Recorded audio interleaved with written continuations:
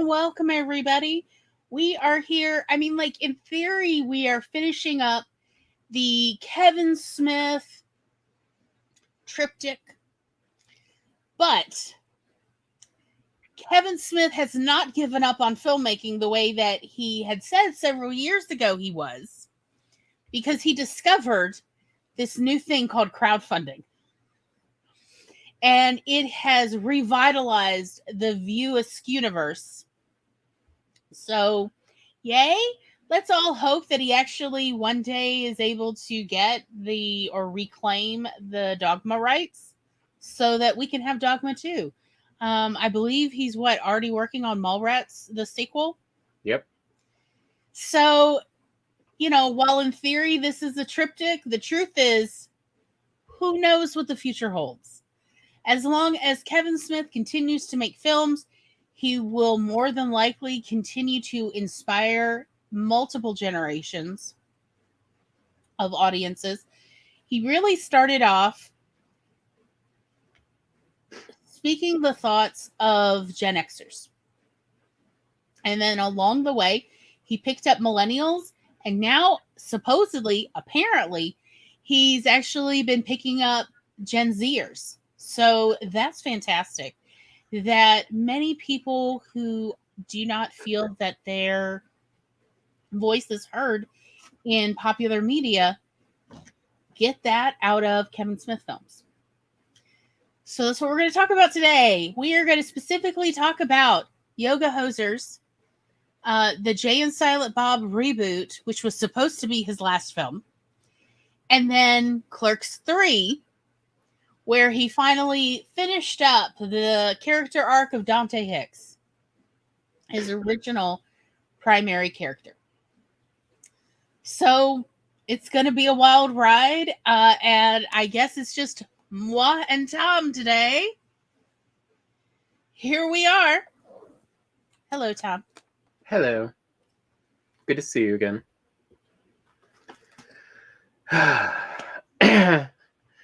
I mean, who knows how long this show is going to continue. Probably in another decade, we will have another Kevin Smith one.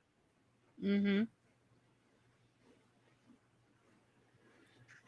And especially the last Clerks movie has given me hope for his writing has improved, and it is something that will keep maturing, and it's something worth still watching. Because those 2000s ones were, as he's like trying to appeal to mainstream, just no.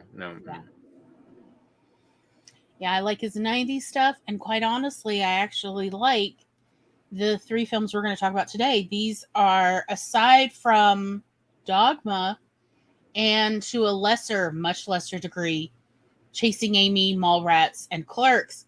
But honestly, Yoga Hosers, and more importantly, Jay and Silent Bob Reboot and Clerks 3 are my favorite films of his now. Hello, CB. Hi, Maggie. Maggie's turning into one of those grumpy Gen Xers. Yes, not surprised.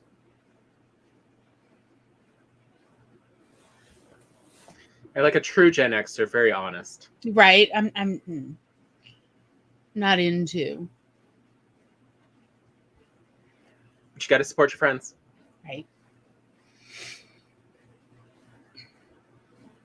And yes, CB, even though Alan Rickman is dead, they're not going to not make Dogma 2. Right now, from what I understand, for the last several years, Kevin Smith has been in discussions and negotiations with the, what's his name's estate? What's his name? He's in prison for being a sex pervert. Weinstein. So specifically Weinstein's brother, who has taken over Weinstein's company And Weinstein's brother has specifically said he's very open to these negotiations. So Kevin Smith is in negotiations to get back the rights for Dogma that Weinstein had retained and held as a carrot to Kevin Smith to work with him. So that is more than likely going to happen in the next 10 years, that they'll make Dogma the sequel. Finally showing what happened to Bethany's child. And Kevin Smith has specifically said he's interested in telling this story. So he's also, from what I understand, because he has found crowdfunding to be a much better alternative than working with Harvey Weinstein, which, yeah, who could blame him? That he's working on a sequel to Mallrats and a sequel to Chasing Amy. And the actors have also said they're interested in reprising those roles. Everybody has said they were interested. And in fact, part of that came about because of the Jay and Silent Bob reboot. Because Kevin Smith thought the reboot was going to be his very last film, he called in everyone he had ever worked with in his films and said, hey, you want to go one last round? And so because he was able to reconnect with everybody, and eventually even Matt Damon, that's a whole nother matter. Joey Lawrence expressed a interest in reprising the Amy character, as did Ben Affleck. Everybody wanted to be back on board. Everybody wanted to continue these characters. So essentially, in theory, they're all going to show back up, especially if Smith can get the funding through crowdfunding. One of the things Kevin Smith has specifically said he likes about crowdfunding is that he is not beholden to any one producer or financial resource, that it's just the fans. And one of the things he does understand is he understands what the Kevin Smith fans want, as well as the tours that he does for it. Real quick, though, I kind of want to address... Hello, Jen Writes Romance. Just to mention, so the way Kevin Smith has handled the Weinstein funding in movies is all of the movies that he dealt with, that he had Weinstein's money for, all go to a fund or something for women filmmakers, I think. Yeah. Like all of his royalties go directly there. He just had it assigned over. Yep. Because he just doesn't want any of that money. Yeah. It's not about making a profit. Obviously, he actually has made enough as a script doctor. It's just that he loves making these films. And the fans love watching them. And that is in part why the crowdfunding works so well, from what we understand, is because Kevin Smith's not here to make a serious profit. He's just there to make another film. So he doesn't need as much crowdfunding money in the first place. And watching the reboot movie really made me wonder how much script doctoring he has done for Marvel movies. Mm-hmm. Because several references in the reboot make more sense as more Marvel movies have come out. Mm-hmm. That we knew were delayed at the time. Yep. So yeah, this is just more of his excuse to go travel around and have people talk to him. Mm-hmm. Because Kevin Smith likes to talk, hence the joke about Silent Bob. Yes. Which was really a reference to his best friend Jay, who never talked in public. Mm-hmm.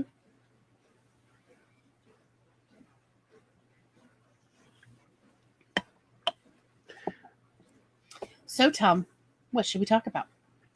Well, I figure why not do it sequentially and talk about Yoga Hosers, because that actually kind of re-inspired your interest in Kevin Smith. It did. I'm not normally into scary movies. I'm going to tell y'all right now, Yoga Hosers is not scary. It's a monster movie. It is a monster movie, but It's really not scary. Even the scary parts, such as there is an implication that one of the characters, at the very least, is definitely interested in an assault. Is and wants to kill one of our 2 yoga hosers, or maybe both. It's not clear on that.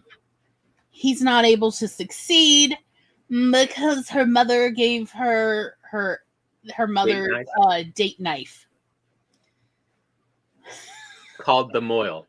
The Moil. Which is fantastic. So she is able to defend herself, and then she and her best friend are able to defeat the Bratzies. They are little bratwurst Nazis. 12-inch tall sausage with sauerkraut blood. It's very low quality digital effects.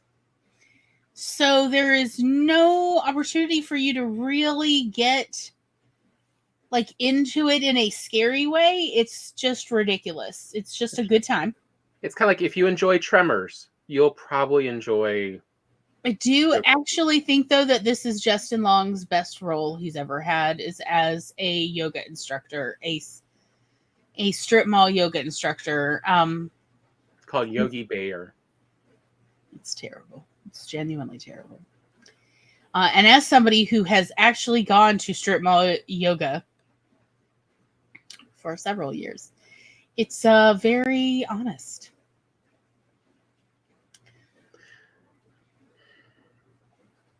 Especially like when he gives them an excuse to not do school yoga because it will ruin his training. Mm-hmm. But yeah, I was very surprised after the movies we saw in the 2000s, and then he was just said he was going more serious with Red State and Tusk. Yeah, which again, not interested in those. To then see Yoga Hosers, which was really an interesting comedy. Fresh, fun. Definitely from the teenager perspective, and both from the teenager perspective, but also a little bit mocking teenagers, for their parents' benefit. And from what I understand, the teenagers I know that watched Yoga Hosers, they did not understand they were being mocked, so it worked out perfectly. It's true satire? Yes, it's true satire. So not that they're being like heavily mocked, just like lightly, just little soups on. A little taste where they definitely don't quite have the emotional distance. And then they are able to successfully defend themselves from the guys who wish to sacrifice them to Satan, as well as the little bratwurst sausage monsters.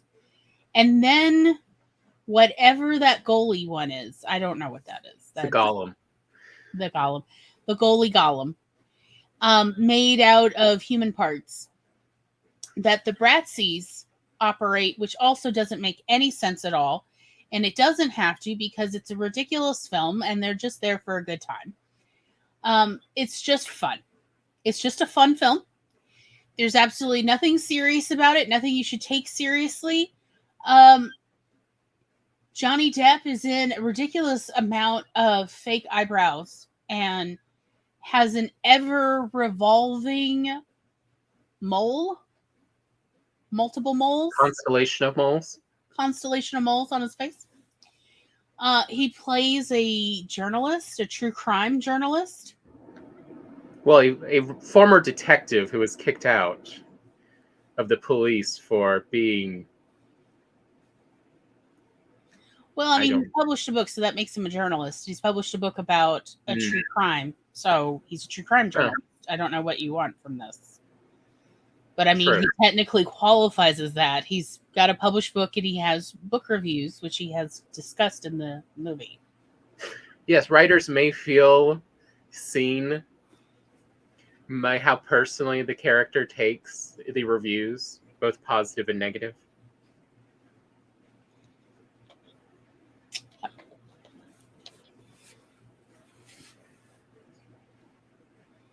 But yeah, I was kind of surprised at how well it works as a cross-generational story as well. Mm-hmm. Because it also makes fun of, parents and how childish they can act. And, oblivious they can be to the world around them. Mm-hmm. Very true. Which I think is also what helped later with the crowdfunding of the new generations also felt seen. Yes, I think that it did help his crowdfunding efforts for the Jay and Silent Bob reboot. And the other part I can definitely say is worth watching and understanding is the reason for the success is everything, all the butts of the jokes is always punching up. Mm-hmm. It is punching at privilege. Mm-hmm. It is punching at just not paying attention to the rest of the world around you. It never punches down. And so again, people feel seen and they do not feel like they are being bullied by any of the story plot lines. Like, they do not even make fun of their strip mall yoga instructor and how he teaches with positions such as disappointed shopper, disgruntled shopper pose, and his version of Downward Dog and Warriors 1 and 2. Mm-hmm. Oh, we actually see them use this later on to defend themselves. Yes.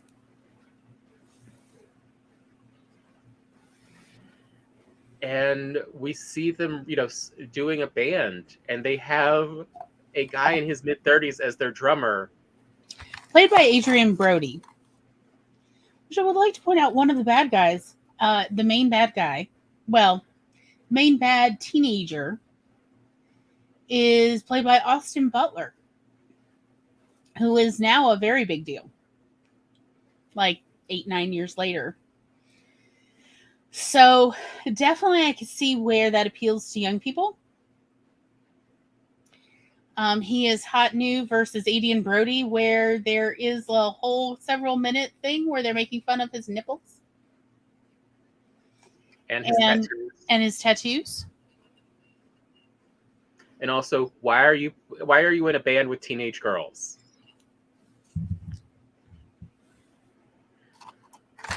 By the teenage girls, if they're just like, don't act like you're anything a big deal. You're playing with teenage girls. We know how low you have to be on the totem pole. Not playing, but like drumming for. Yeah, sorry, he's playing in a band.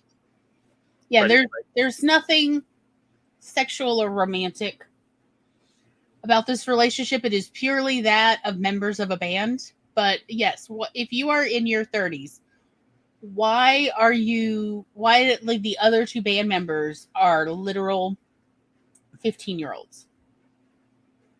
Hello, Spence. And so they do make fun of him. The girls make fun of him. In fact, the girls' parents make fun of him. Of what is up with that guy? It's so weird. Versus he's just a drummer. That's every drummer I've ever met. They just want an opportunity to perform, even if it is in the back of a convenience store. And at some point, their shirt will come off. It is the nature of drummers. I don't know any drummers who perform fully dressed all the time. Like, you have to just say to yourself, do I want to see this person with hardly any clothes on? Because that's what's going to happen. And it's not sexual. It's just drummers, that you're about to find out what their underwear looks like. I've been warned by wives. Of drummers. Of like, okay, well, if you want to take some band pictures, but just understand the drummer does not stay clothed. And it's like, really? Like, yeah, no drummers stay clothed the whole time. It is the nature of drumming. And so they do hold true for this. Plus, frankly, at the end of the movie, there is a great version of O Canada. To be honest, it's my favorite version of O Canada. As somebody who went to boarding school in Canada, and I've heard, and I also love watching ice hockey, so I hear O Canada a lot, and I'm telling you now, it's my favorite version.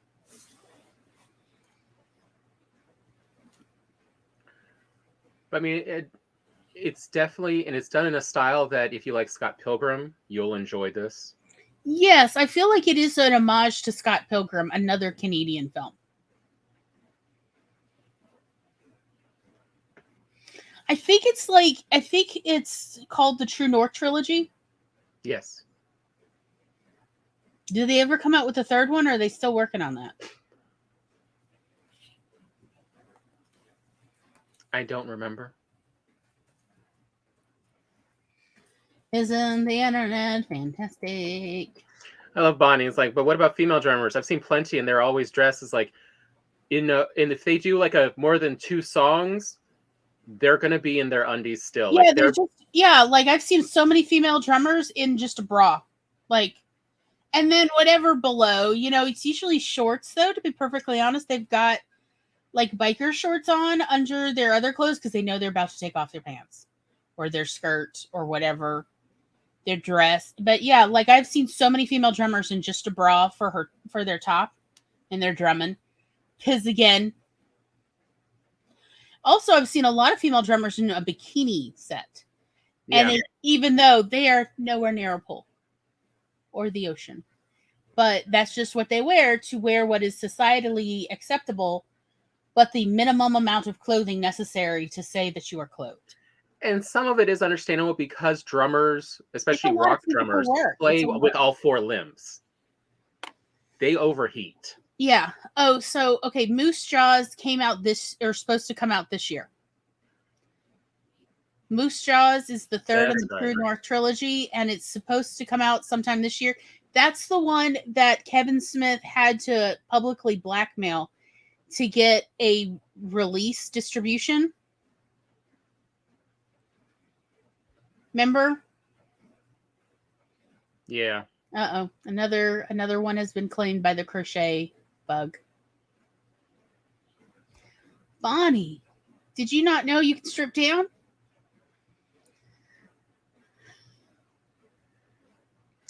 Maybe it just doesn't get that hot where Bonnie is. Down here in Mississippi, though, all the female drummers take off their tops and it's just bras. And way up north, why do they have to keep it so hot in the middle of winter? Oh, God, it's terrible.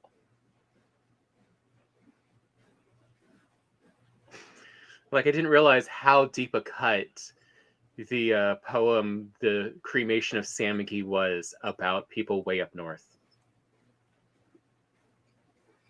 Like, why are you up north if you want it hot? Anyway, hold on. That must be it, yes. But yeah, like even what's her name from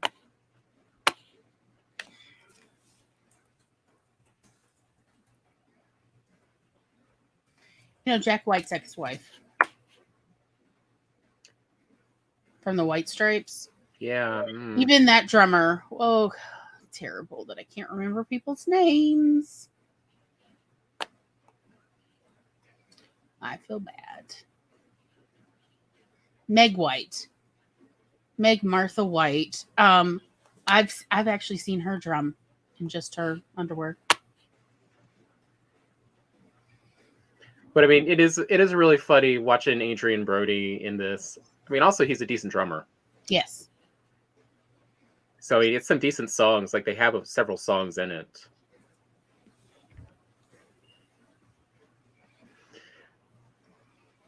But yeah, like it does show that you can make an entire monster movie sticking to the tropes of the horror genre and still only punch up and not feed into the negative moralizing. So like in this one, they follow that whole, the monsters, you can tell who's going to die by their moral compass. Mm-hmm. Except this one is not about sexuality or virginity. It is about are you malicious and evil, or Mm-hmm. are you a genuinely decent person? Mm-hmm. And it's only when you show yourself to be an evil person that you then die. Mm-hmm. So, I mean, they maintain all the requirements of the horror genre.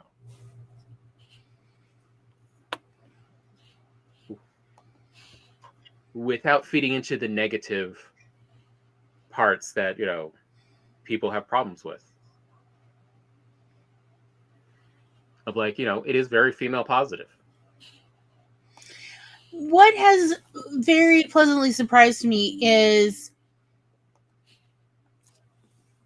Kevin Smith has gone from perfunctory allyship of feminists to becoming a true ally of women. You can really see this. And I mean, what I do appreciate is even with Chasing Amy, he very much consulted with a lot of other independent filmmakers, especially female filmmakers. It just happened. Um, Such as Genevieve Turner and all of her friends for Chasing Amy because he did not want to be a dick about this. And his films, like you see in Dogma, where he's trying to be a feminist ally, but he doesn't quite get it, but he's trying. And you see over the years as he really does explore, well, where am I in this then? Like, as an ally, where am I? What is my role and where is my place in this? And you see that as he continues to be married to Jennifer Schwalbacher and the birth of his daughter Harley Quinn, that as she's growing up, he is really starting to see the world through his daughter's eyes. Till we get to Yoga Hosers, where he's really seeing the world through her eyes, even though maybe she's not quite savvy to the world. Hence the whole bit about you have to take my date knife. If you're going to go to a grade 12 party, I'd call him the Moyle, and so the daughter agrees to take her mother's date knife, even though she's so sure that this grade 12 party, nobody's going to try to assault her. It's going to be totally fine. Only that is not, in fact, what happens. And so, but since she has been prepared by her mother, she pulls the knife and she pulls it exactly where her mother would want her to pull it.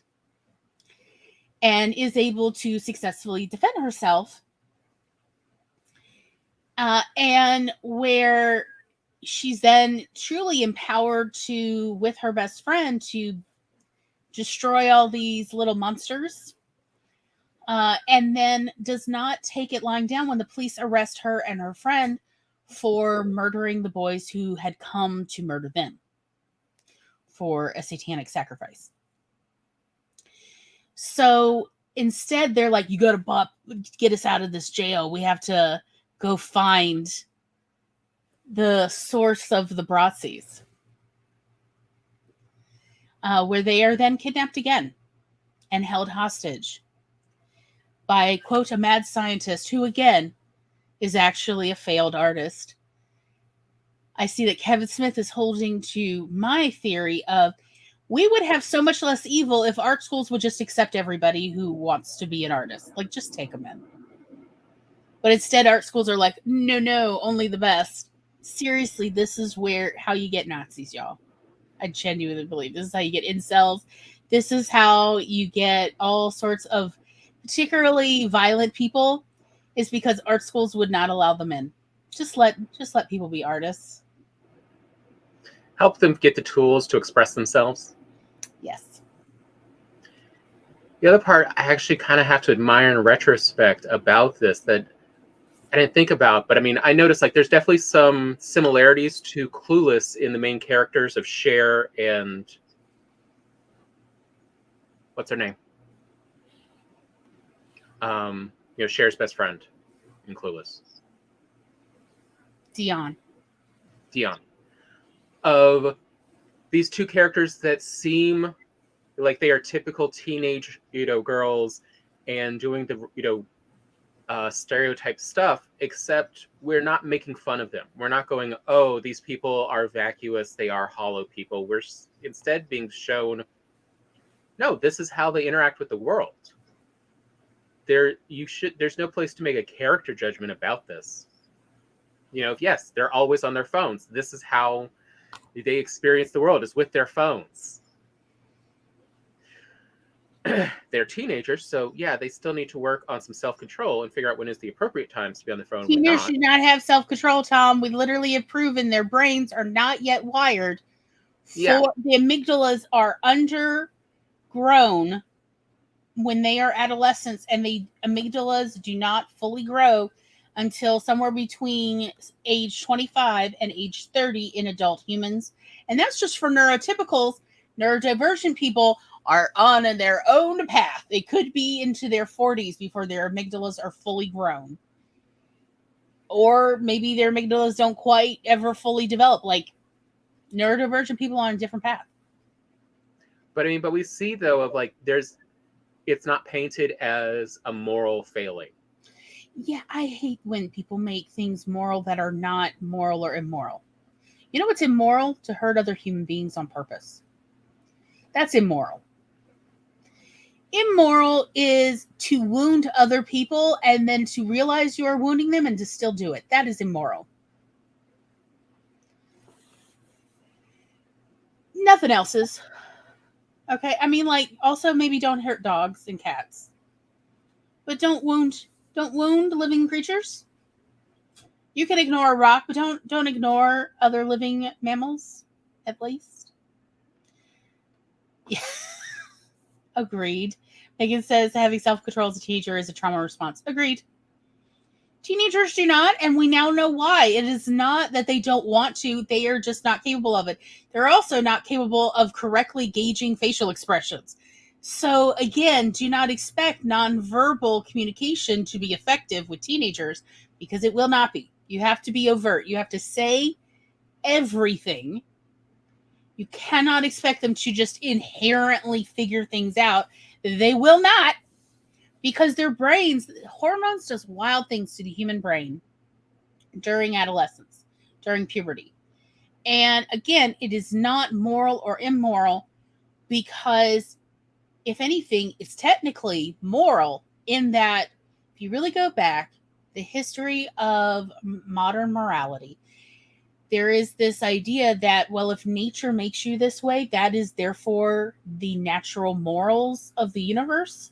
So you can make an argument, actually, that teenagers not being able to read facial expressions accurately and teenagers not having adequate amounts of self-control on a daily basis are all technically moral, because the universe has made teenagers this way, and that around age 25, they will regain these abilities to accurately read facial expressions, to have self-control, to be able to conceive of their own sense of mortality. That is another thing teenagers don't have.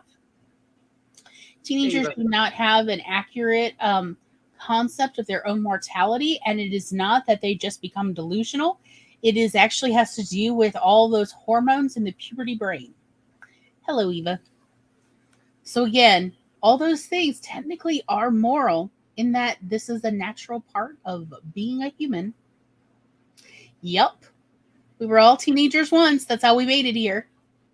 Yeah, and that's what we're talking about with Yoga Hosers. It's a horror movie, and it's a monster horror movie. So there is still morality in there, because that's just part of the genre. Yes. The way you justify horror movies is with morality plays. But unlike so many, we see it actually correctly done about these are the behaviors we want to see versus these are the behaviors that are detrimental to the world. Mm-hmm. And we see how people, and including the part of abusing privilege, of just because you don't have to deal with it doesn't mean you should make others have to deal with your problems. Mm-hmm. That is not a good way to handle the world. Agreed.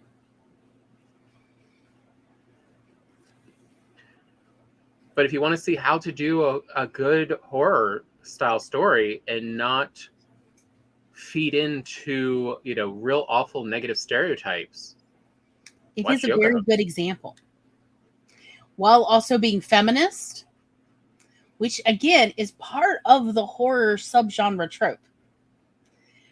Feminist horror films are very common. And part of that is because viewers skew toward female and young. Under age 30 to 35 and female is the one, I think actually right now it is the largest viewership of horror films of audience is women under 35. I think it's like women 12 to 35 years old, something like that. Mm-hmm. They are, as well as they are very loyal horror film watchers. That women viewers are more likely to come back to continue watching a franchise than male horror film watchers are not as loyal. And that was early 21st century statistics when I ran the video store. That was what I was told. I was actually told by RentTrack of these are the demographics for each subgenre that we know of. These are the largest demographics. So if you want to, so for instance, they told me if you want to bring in more young female audiences, you need to have a robust horror section. That is what RentTrack told me as a video store manager. So, and I did not believe them, but RentTrack gave me such a great deal to bring in more DVDs that I tried it and I saw, sure enough, I got a huge amount of female college students setting up accounts because we had then a new robust horror film section. So much legendary pictures. Yes. A lot of legendary. So it's just something to think about. Very true. Especially, let's be honest, not all horror films are even that scary. And I've certainly had plenty of viewers tell me that, like back in the video store days of, I don't know how you sleep at night kind of thing.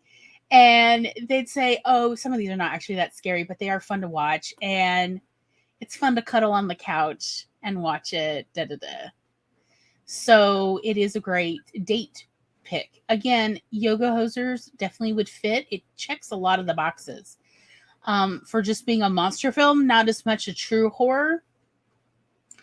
But nevertheless, it is sort of a fun kind of preamble to a scarier movie. Like if you think about matinee or double features.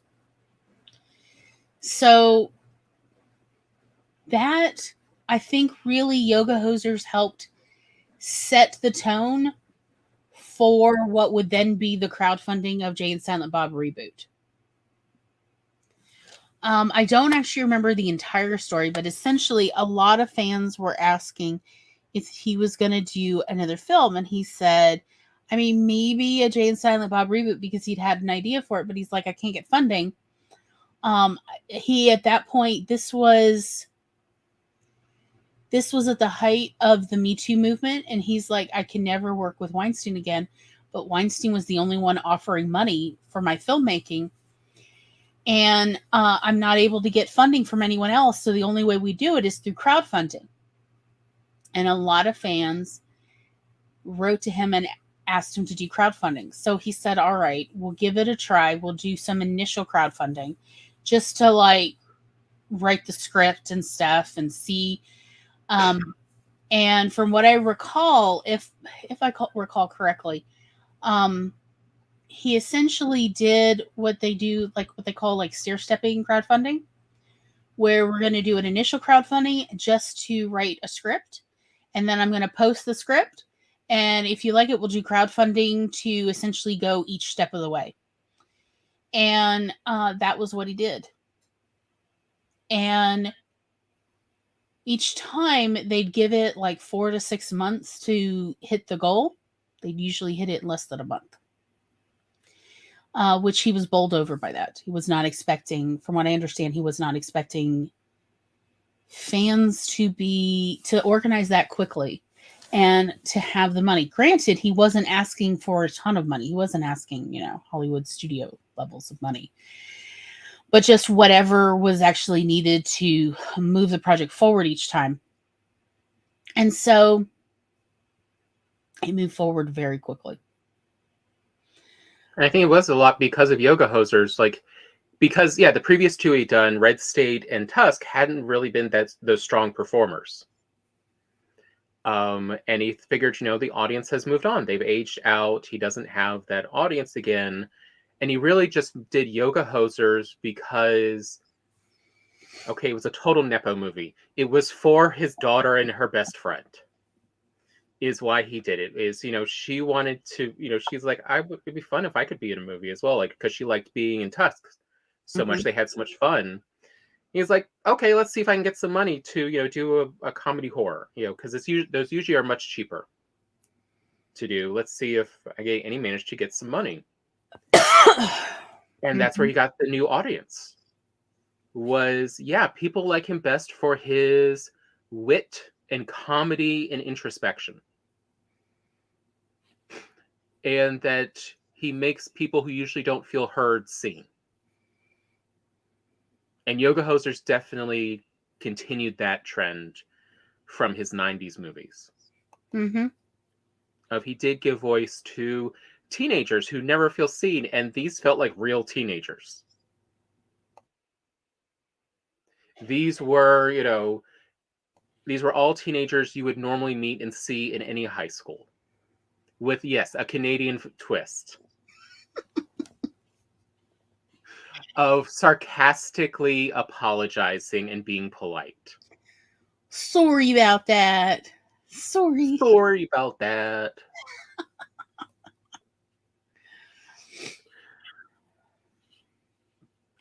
But I think that's a lot of what helped is them saying no, he can still write the kind for people who don't feel seen in any other movies. And they're like, we want to see more of that. And that's where the push for Jay and Silent Bob Reboot came from. Because maybe I can crowdfund a movie once, and and that's also where all right, everyone, it's probably gonna be my last movie that I make. You want to be in it? And so there he is writing pieces for everyone to just have some fun. It's just a recall and making fun of his own movies. He makes fun of every single one of his movies in that movie, about all his mistakes he made, and that people still had fun with it.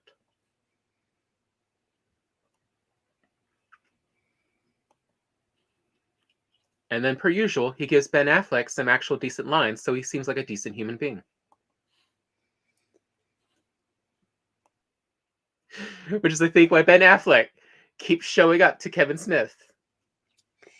I mean, I have to admit that Ben Affleck in Jay and Silent Bob Reboot, I was like, oh, right, he can act.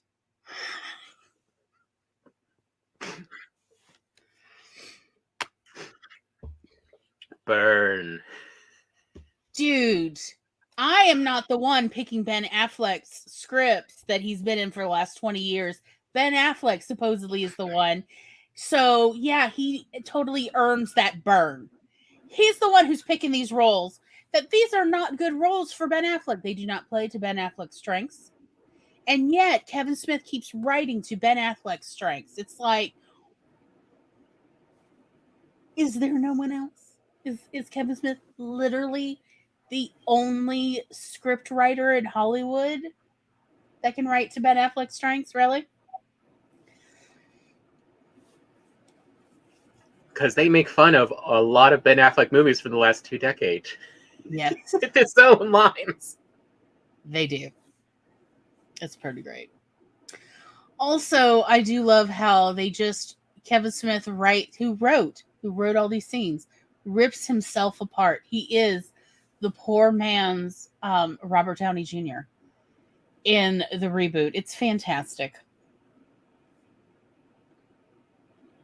It was beautiful. Oh, that I think is for the next hour. I know it's hard not to talk like. Meh. It's just you and me. We can do what we want. Okay, good point. It's just us. The Just Us League. Ha ha ha. If Kevin Smith can make this joke, I can too. And get Ben Affleck to say it. The Just Us League.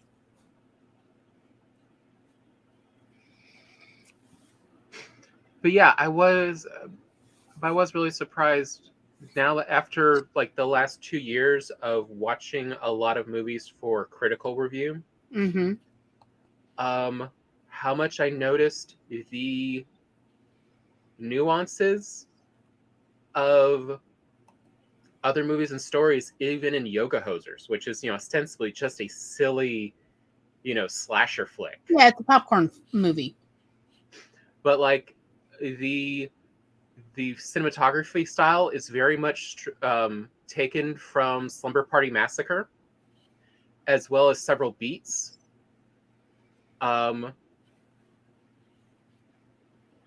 We see, including like from the POV of, the monster.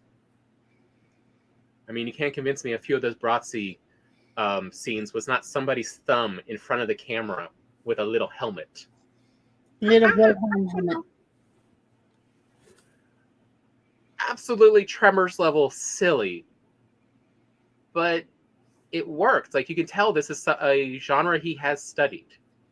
And he definitely had, Justin Long there helping him with it, because Justin Long, wow, apparently he loves horror movies like no one else. Mm-hmm.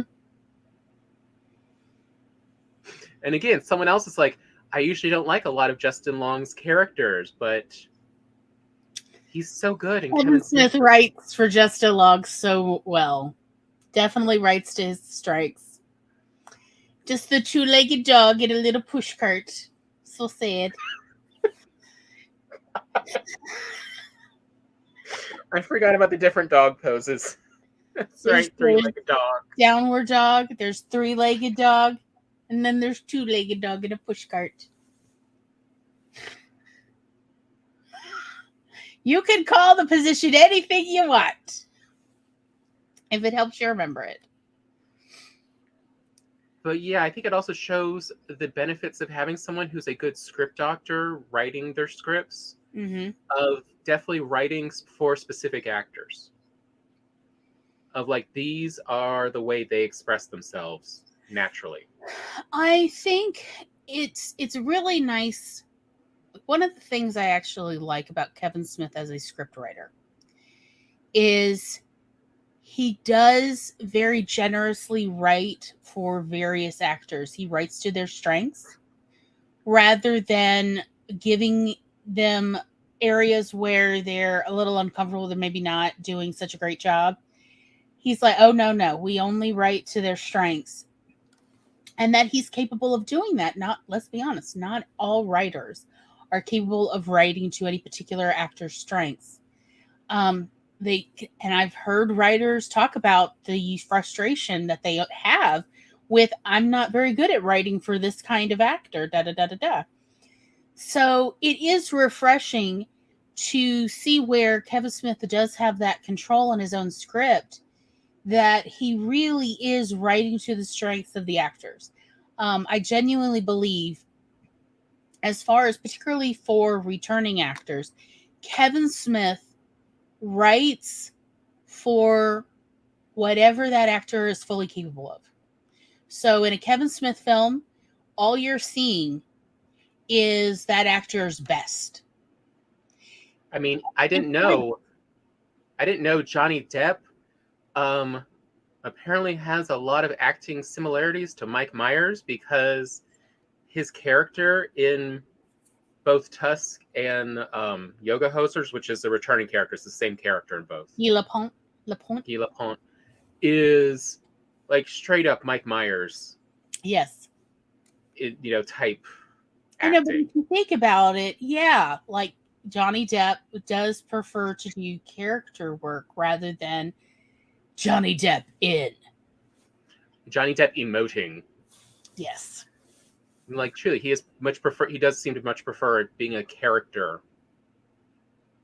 And you see that, and it actually works. Like, I don't know of many actors who would be able to pull off Guy Lapointe like they do with this. Sort of a bumbling Poirot. Yes.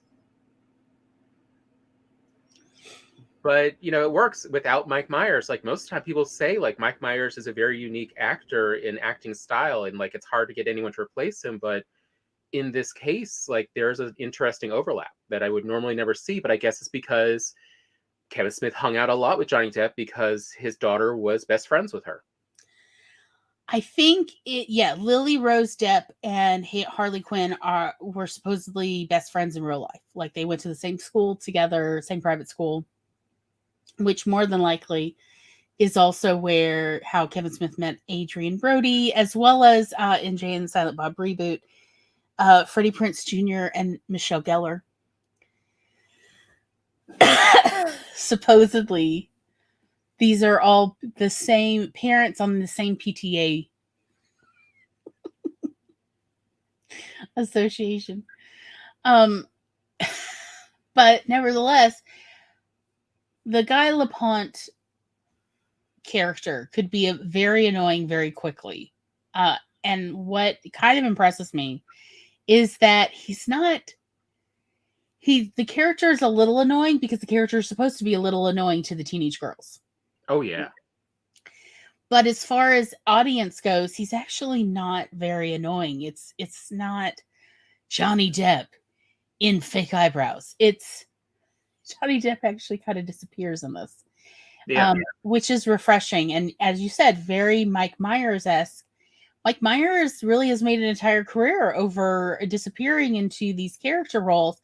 And here we see Johnny Depp doing the same thing in a Canadian trilogy, no less. Like, definitely. Does Mike Myers know that Johnny Depp is gunning for his job?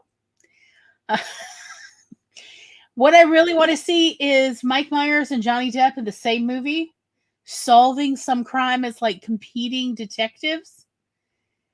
Please, this seems absolutely ridiculous, and I totally want it. Yeah, you're right. Because, like, I have seen actually Johnny Depp, like, there's been one or two other movies where he has played a detective character, and it wasn't that great. It doesn't work. It's like, can Kevin Smith write one? Can you imagine? That is surprisingly actually an entertaining good thought. Like, yeah. Versus everyone's tired of Johnny Depp in the pirate movies because just so much scenery chewing. It does get to be a bit much after a while. But yeah, you're right. Like, that would work. Mm-hmm. And it might help both of their careers because. Yep. Just saying. Jacques Lecoq.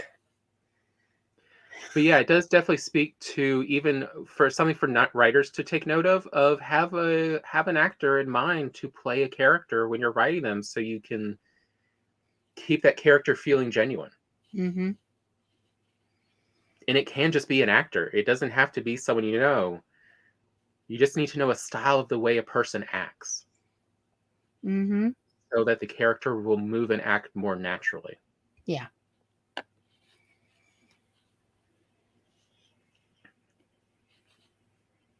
All right, shall we take a break? Sure.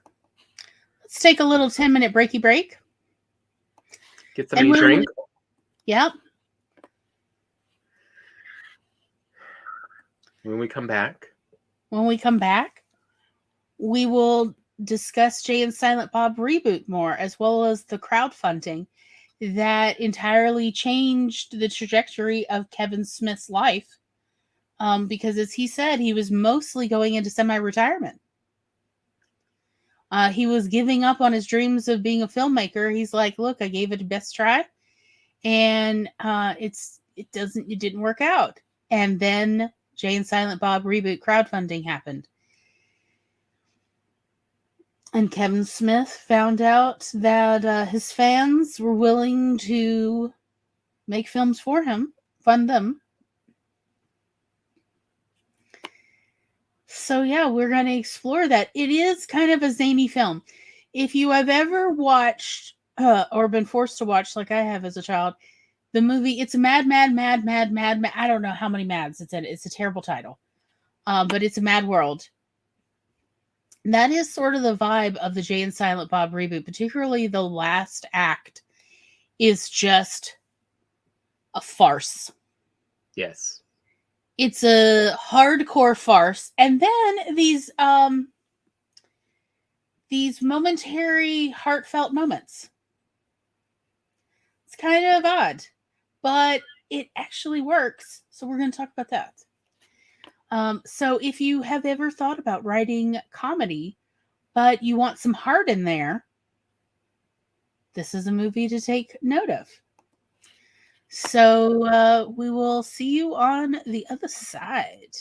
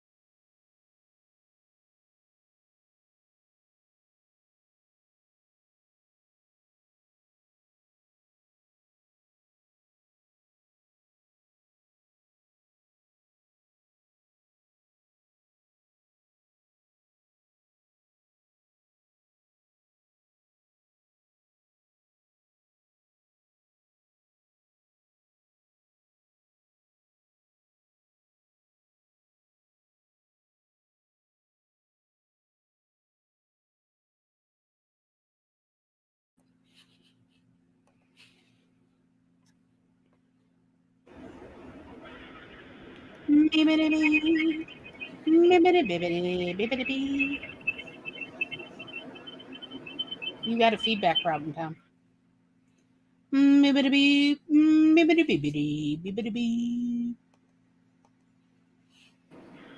All right, let's see if it'll behave better now.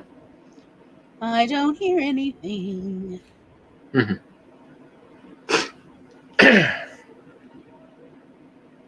Well, me- well, well. What?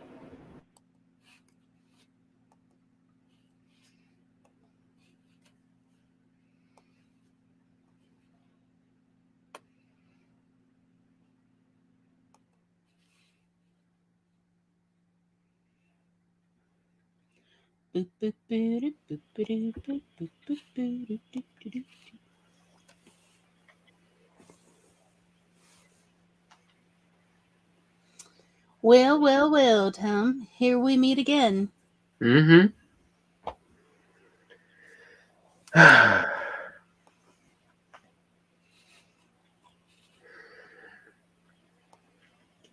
Truly, I am very surprised by Jay and Silent Bob Reboot.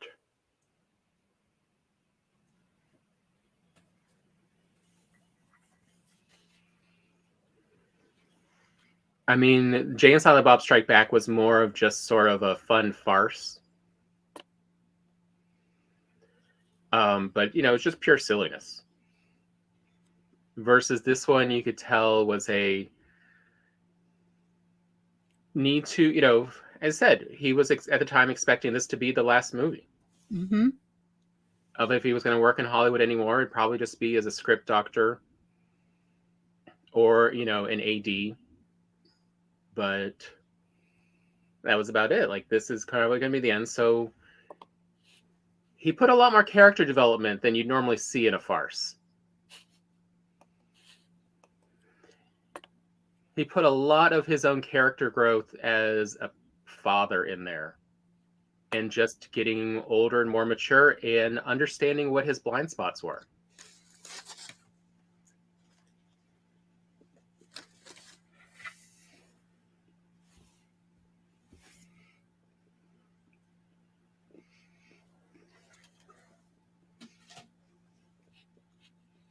Oh, Baby's offended. I mean, but Tater is at that age where they understand everything kind of through what their mouthfeel is. So yeah, I get that. Like, how am I supposed to understand this if I cannot hold it in my mouth? Maybe we should just start calling this the golden retriever age.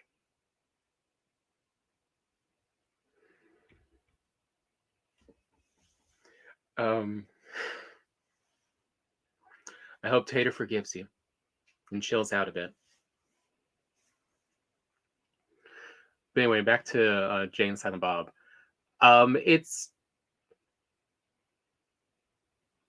It definitely was interesting because it also is his criticism to Hollywood of the 2010s that everyone had of Hollywood in the 2010s. Of the only big budget things getting greenlit were sequels. There's not much original storytelling going on. I mean, even Marvel was cautious about non-sequel movies and tended to introduce those characters in a previous movie so that it wasn't a true, singular movie that would come out in their stuff. Mm-hmm.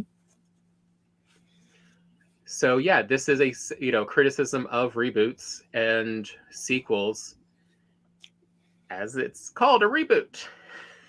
And making fun of itself of, I know how awful this is, and I'm doing the exact same thing the rest of Hollywood is. And this is silly. Mm-hmm. And as every reboot, yes, there has to be callbacks, and that we're going to retread the same story in a different way. Mm-hmm. And we're going to make the characters semi-self-aware of this situation.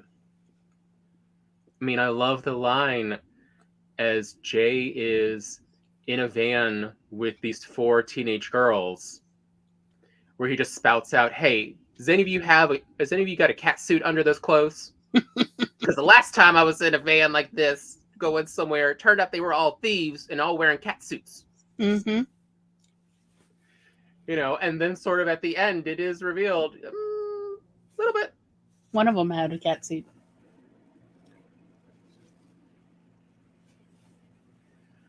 Of the ridiculousness of fan pleasing.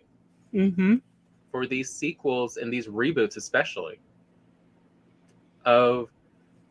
It's definitely and we'll talk more about this in a few weeks. Something I usually only see in Mel Brooks movies. Of willing to truly poke fun at the gorilla in the room of most mainstream Hollywood movies, especially at the time.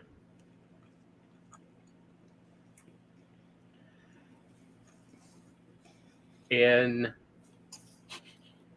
he shows instead how, you can do a reboot and a sequel, and both old and new audiences can enjoy it. Mm-hmm. Even Kevin Smith has said he was surprised by how much younger audiences did end up enjoying this, even without references to the previous movies in it.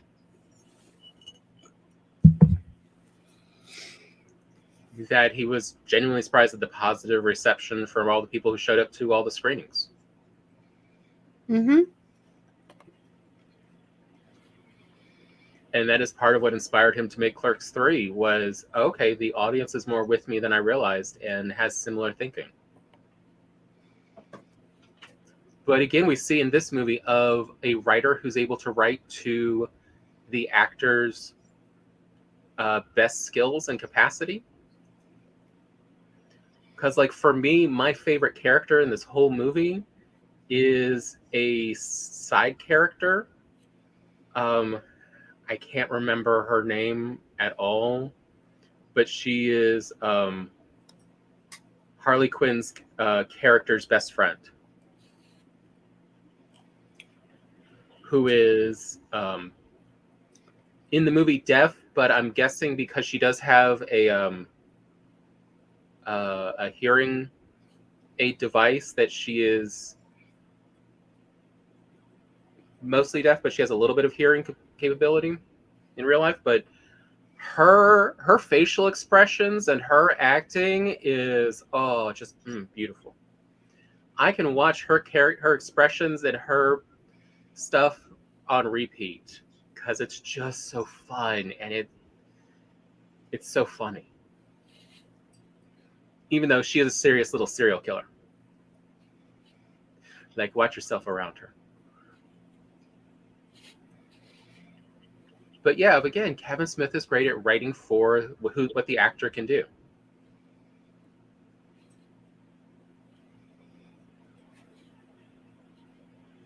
And so I was generally surprised how much I enjoyed it. Even hearing the lines he wrote for, what was it, Chris Hemsworth as a hologram? Mm-hmm. Worked well. I didn't realize that Taika Waititi is a blend in my head of Kevin Smith and Chris Hemsworth. There's New Zealand, sort of right between America and Australia. But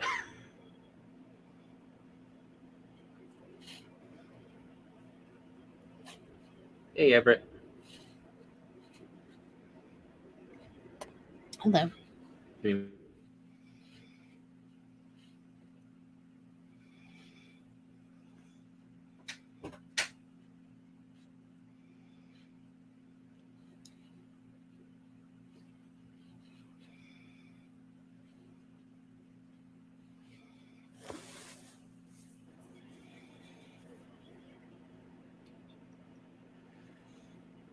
So what do you think the best takeaway was from Reboot?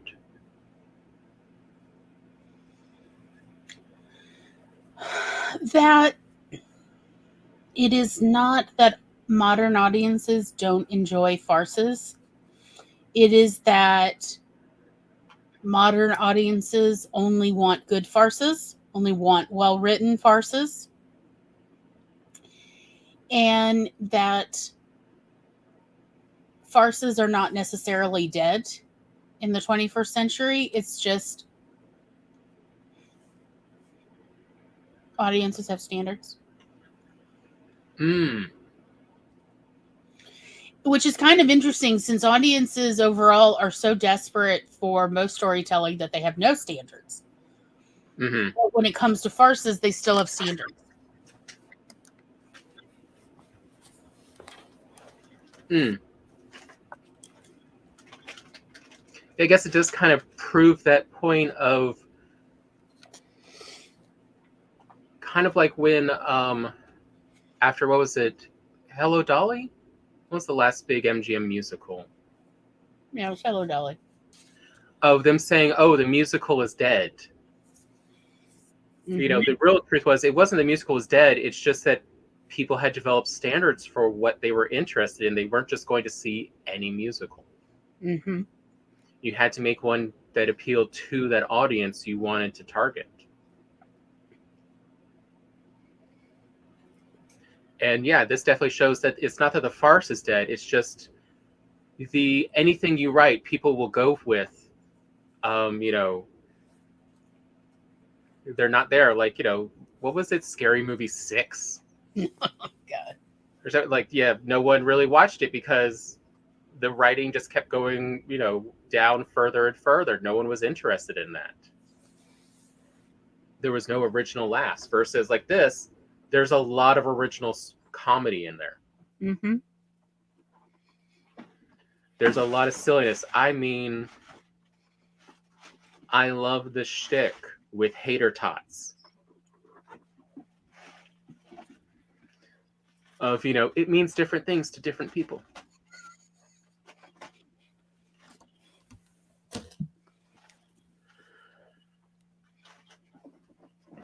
And, you know, just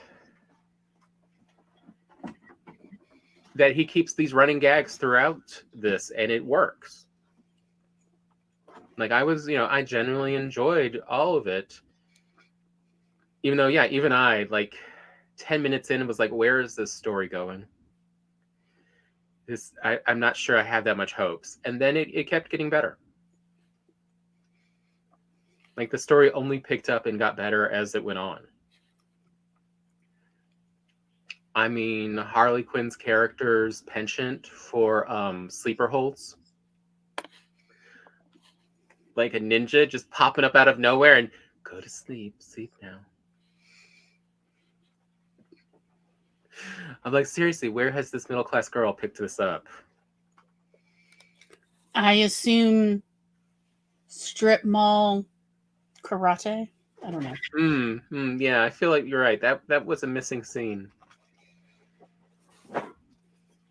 Maybe it was just because Justin Long was already in the movie. As a lawyer. Yes.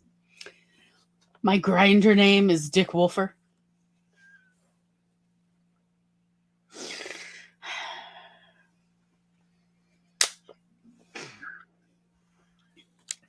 Again, some of Justin Long's best acting. Like, I still am surprised at how well he pulls off that character in several movies, but because of, you know, it was a different studio, he couldn't actually say it was the same character on screen from Zack and Miri, but it's the Zack and Miri character of Justin Long.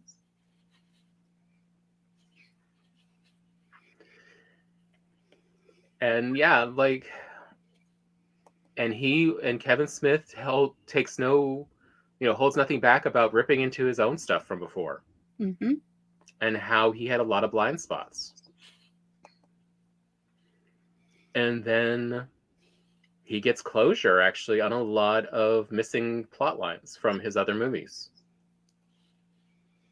Hence the, you know, yeah, we see the characters from Chasing Amy. That's where Ben Affleck shows up, along with Joey Lauren Adams. Of what happened to these characters. And the answer is they stayed friends. And they co-parent together. And they have a good friendship. That's what enables them to co-parent.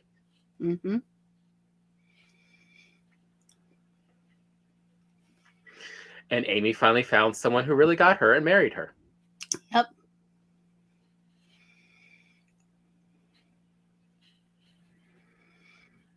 I mean, my favorite part is like a behind the scenes of why does Matt Damon show up in a church like he does, and it's because Matt Damon didn't respond at first and found out afterwards everyone else was in the movie. So shows up like the day after they finish shooting. He's like, all right, let me grab a ready scene real quick. And we find out what happened to Loki. Mm-hmm. Because again, Kevin Smith thought this was going to be his last film. So he felt like he really needed to wrap up all of these storylines.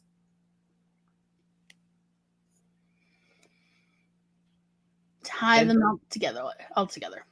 And he gives them all a good send-off. I don't know that Loki who becomes Jason Bourne.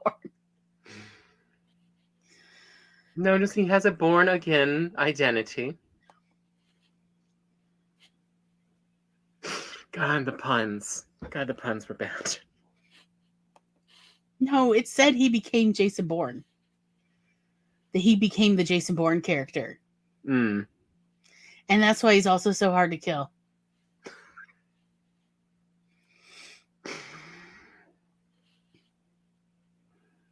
I mean, but it is still some of, Matt Damon's better acting. It is.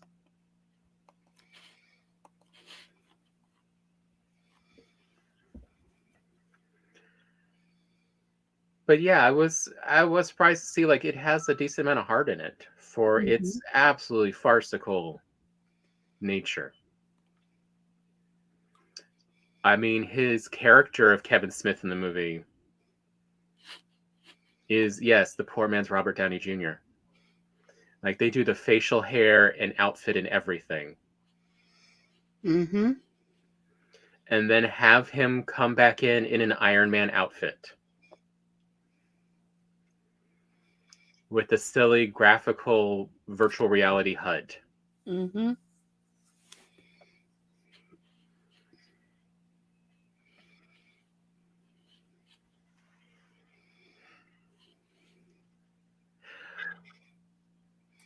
But I mean, yes. like, again, with the reboot, what I really saw was because, in part, at least it seems like, Kevin Smith has a daughter who at the time was, newly graduated high school, that he, let's be honest, he wished to impress.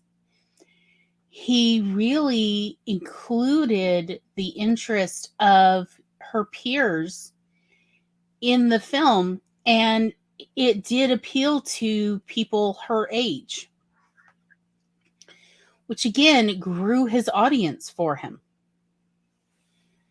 The truth is, we do need to, as writers, continue to appeal to younger generations, because whether we want to acknowledge it or not, our readers are eventually going to age out. So it is something to keep in mind of, yes, it is wonderful to write for our peers or whoever we're trying to appeal to, but it's also helpful to also appeal to younger people at the same time. They're coming up in the world, and let us not exclude them. This actually paid off for him in a big way because he really was able to get funding for Clerks III. A lot of young people were very interested after watching Clerks and Clerks II of like, yeah, Clerks II really doesn't end with much. What are you going to do with Clerks III? And he was very open and honest in his crowdfunding appeals of what he was going to do with Clerks III without ruining the ending for everybody. That he really wanted to explore what happened with Dante and Randall and all of their peers. What happened to the rest of the Clerks crowd? he wanted to wrap them up because he didn't wrap them up in Jay and Silent Bob Reboot. Yeah, we really don't see much of them. They're just regular old New Jersey people. So, and Jay and Silent Bob Reboot was still about a cinematic, thematic kind of crowd. So he wanted to really kind of give the more quiet conversation about working class folks. He wanted to wrap that up. And I mean, like, I am here to say he did actually a great job in Clerks 3 of wrapping it up. Yoga Hosers and the Jay and Silent Bob Reboot are very fun. They are drivel. They are just popcorn movies for a good time. Call here. That is it. There is nothing, like, he does slip in a little bit of seriousness into Jay and Silent Bob Reboot. And that is something for others to think about, of if you want to write a farce, and I highly recommend you give it a try. You can still have heart in it. If anything, that, like, Tom and I just watched the Matt Baum video essay he made about the birdcage, La Cage aux Folles, about this originally a play, and then a French film, and then an American play, and then an American film. Matt Baum did an entire essay on this. And what you hear again and again, and he's right, because Tom and I, we've at least watched both the French film and the American film. We've never had the opportunity to see a live stage production of either. But we did grow up watching both the French foreign film of La Cage aux Folles and the Birdcage when it came out a couple years later. They both really do have heart. They are about real people and real cats sneaking up. Even my computer can't figure out, is that part of me or is that something else? Yeah. But it's essentially both are farces with a heart about family values, really, that family is family if you act like a family. And that is what really carries through Jay and Silent Bob Reboot, is this father-daughter story arc. Mm-hmm. That is actually the real driving part of the story that keeps the audience with them. Mm-hmm. I mean, yeah, there's some, red herrings or I fear stuff to give them a reason to be together. But you identify with them and root for these characters because that relationship they both seek, and Mm-hmm. neither of them wants to admit it and feels like they can't admit it. So much so that's why the teenage daughter has all these friends she has made. Mm-hmm. Why they are such an interesting, diverse group is that's what they all share in common, is that want of a father-daughter relationship they don't have. Mm-hmm.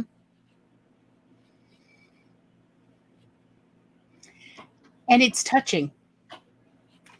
In a farce, in a ridiculous movie about ridiculous people on a ridiculous quest. It's hilarious, this quest. But among this farce, there is a real heart at the core about people figuring out who they are and being together as a family. I mean, this movie ends with a Russian sleeper agent trying to take over a comic convention to make a statement. All right? Like, guns come out, everything. There's a giant fight. There's a lot of what was it you mentioned? The Scarlett Johansson movie? What is it? Black Widow? Black Widow, yeah. There's several references to the Black Widow movie in there that now make sense because it came out before Black Widow was released. It's like, oh, I see what they're making fun of now. Yep.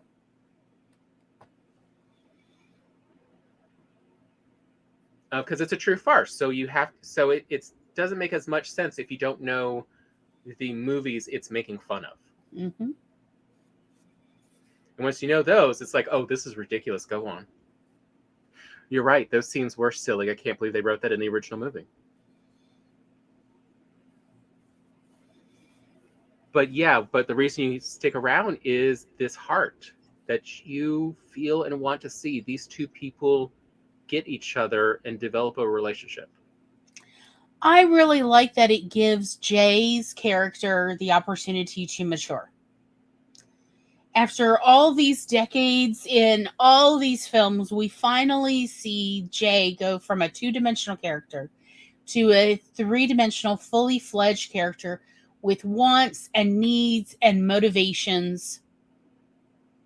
He finally fleshes out after all these decades, and I very much appreciate that. And we see that even though Jay doesn't have that many thoughts, he does have a big heart. And for all of his impetuousness, he does care so much about those around him. Mm-hmm. That we don't get as much to see elsewhere. Tis true. It's not just Silent Bob that he cares for. He cares for a lot of people. He just doesn't always show it well.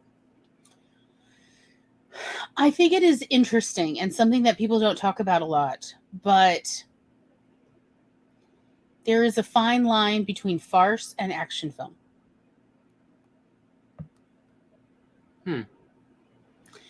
Because both in a farce and an action story, they are both heavily plot driven. They go from scene to scene to scene. They're doing a lot without really moving the story forward because there's not that much of a story. It's got a very simple, usually 1 to 2 line explanation of the plot in both action films and farces. Yeah. But I mean, in that we get to see, we see Kevin's matured views about the world and people in his world, and we see it reflected in the story. Like, we get not once, but we see twice 2 separate situations where we see a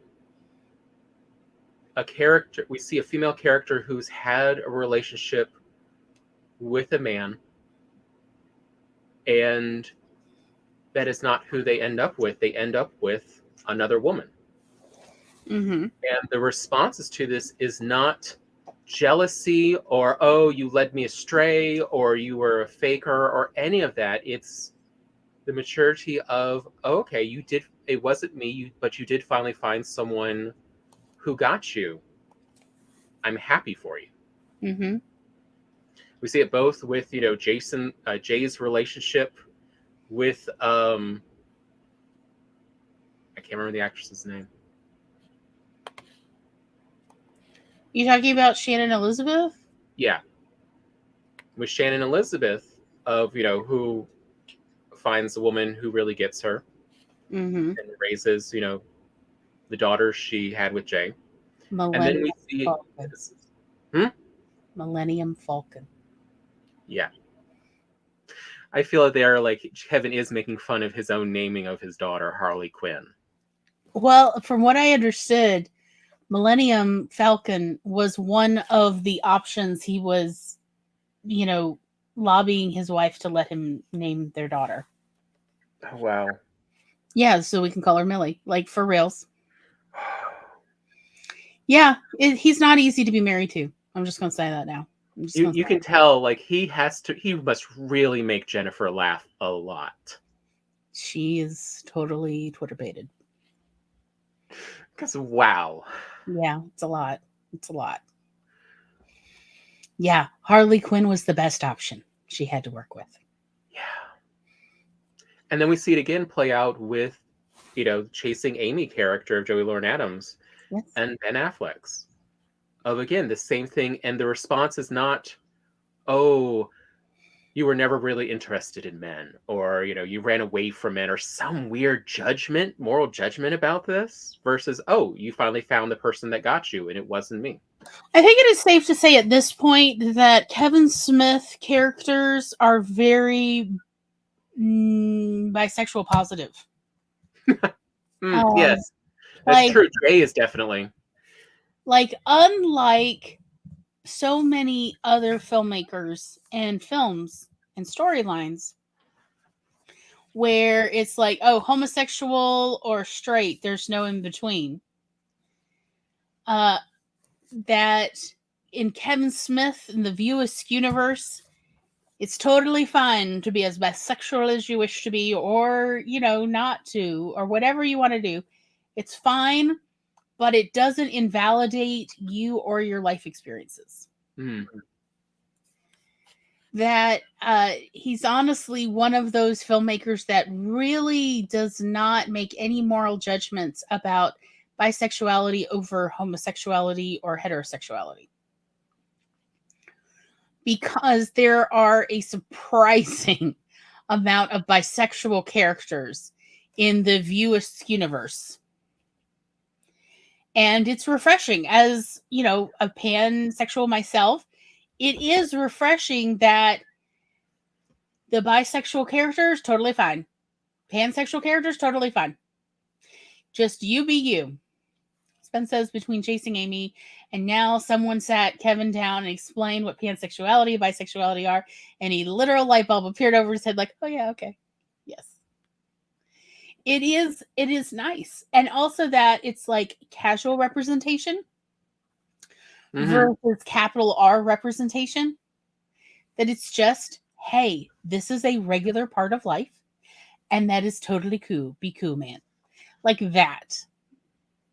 Of, yeah, to be bisexual or pansexual or omnisexual, it's just a normal part of life, and it is no big deal. But it's still there. And it doesn't, just because you're bi or pan or omni, it doesn't invalidate who you love and who you're just hot for. You can just be hot for people. It's totally fine. So, like, that is very much something I got out of the Jay and Silent Bob reboot, was way more just sexualities, but like casual representation of just, hey, this is part of life, and it's no big deal unless you want it to be a big deal. Versus it can just be like, like Justin Long's character, just a way that, you pass the time in between court cases. Grinding on Grindr.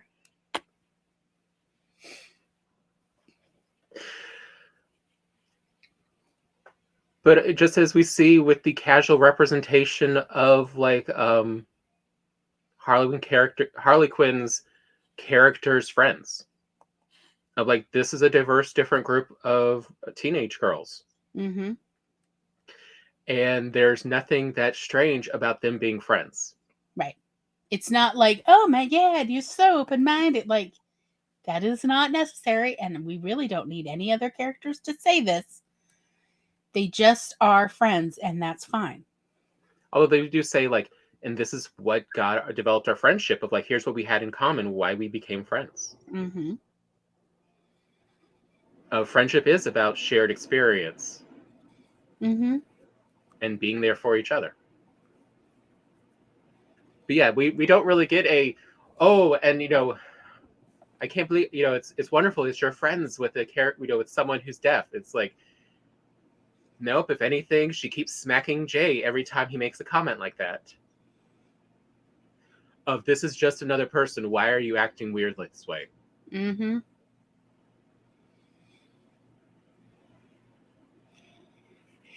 Yeah. What I liked about Jay and Silent Bob Reboot was it felt very much more like me with my friends.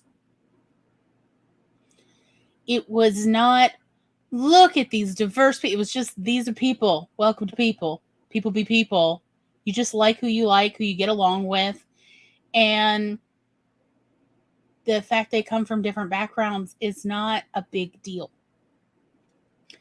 because you connect with them now.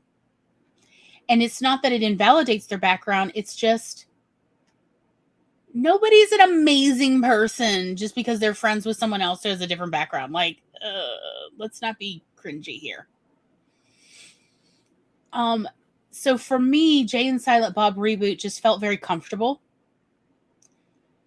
It did not feel exceptional, but I guess in a way that was sort of refreshing. Because ultimately for me, what I liked best about Jay and Silent Bob Reboot was what it was missing, which were undertones of white supremacy and regressive politics, which has infiltrated so much of modern media in both movies and television now. There is these like undercurrents of white supremacy and regressive politics in there, and I'm not into it. And they managed to still manage at the same time to show that, yeah, you can be a white middle-class kid in America and still have major emotional problems. Mm-hmm. It's not that any particular life you're born into invalidates and says, oh, but you can't be sad. You can't have a rough life. Anyone can have a rough life. Times are tough all over, man. But it doesn't go, it's so much less because, you're this group or that group. It's like, no, it's just welcome to everyone has their own life. And there's major problems for all of them, especially if you're female. Yep. So what I like about Kevin Smith films of the last 30 years is that they very quietly red pill all the incels. Because when I was growing up, when I was a teenager and in my early 20s, it was definitely incels and, potential recruits for the KKK that were really into Kevin Smith, which was strange and hilarious. Because Clerks and Mallrats and Chasing Amy and even Dogma were not really that conservative. Like on the surface they seem conservative, but when you actually watch these films, they are not conservative. They're very liberal, but in a sort of, we're just going to dropper you the liberalism. Well, it also shows how much times have changed, because the reason it seems it would be conservative is because it's working class. All of these stories are very lower working class stories. These characters are lower working class characters, mm-hmm. for the most part. And somehow, conservatism has managed to infiltrate and say, oh, we're here for you, versus you're the people in power with money. No, you're not. You've accumulated so much wealth because you're not, mm-hmm. Distributing that wealth as evenly with us. But yeah, that's just because it's working class does not necessarily mean it would be conservative, but that's where that confusion comes in, mm-hmm. and shows working class can be liberal. Yes. So that is what I very much enjoy about the Kevin Smith films, is they're, just as it's casual representation, it's also casual politics of liberalism. It's casual liberalism of, yeah, you're free to just have whatever sexuality or romantic interest that you want. And you can be as promiscuous as you want to be. That's your business. As well as you can sell pot. I love that in Clerks III, selling weed is legal in New Jersey, and yet Jay and Silent Bob, who have a dispensary, are still insisting on doing sales in front of their store as if they're selling drugs, illegally. They're slipping the drugs to the customers who are legally buying it, But they're like, look, this is our way. If you want to buy from us, you have to, pretend like it's illegal.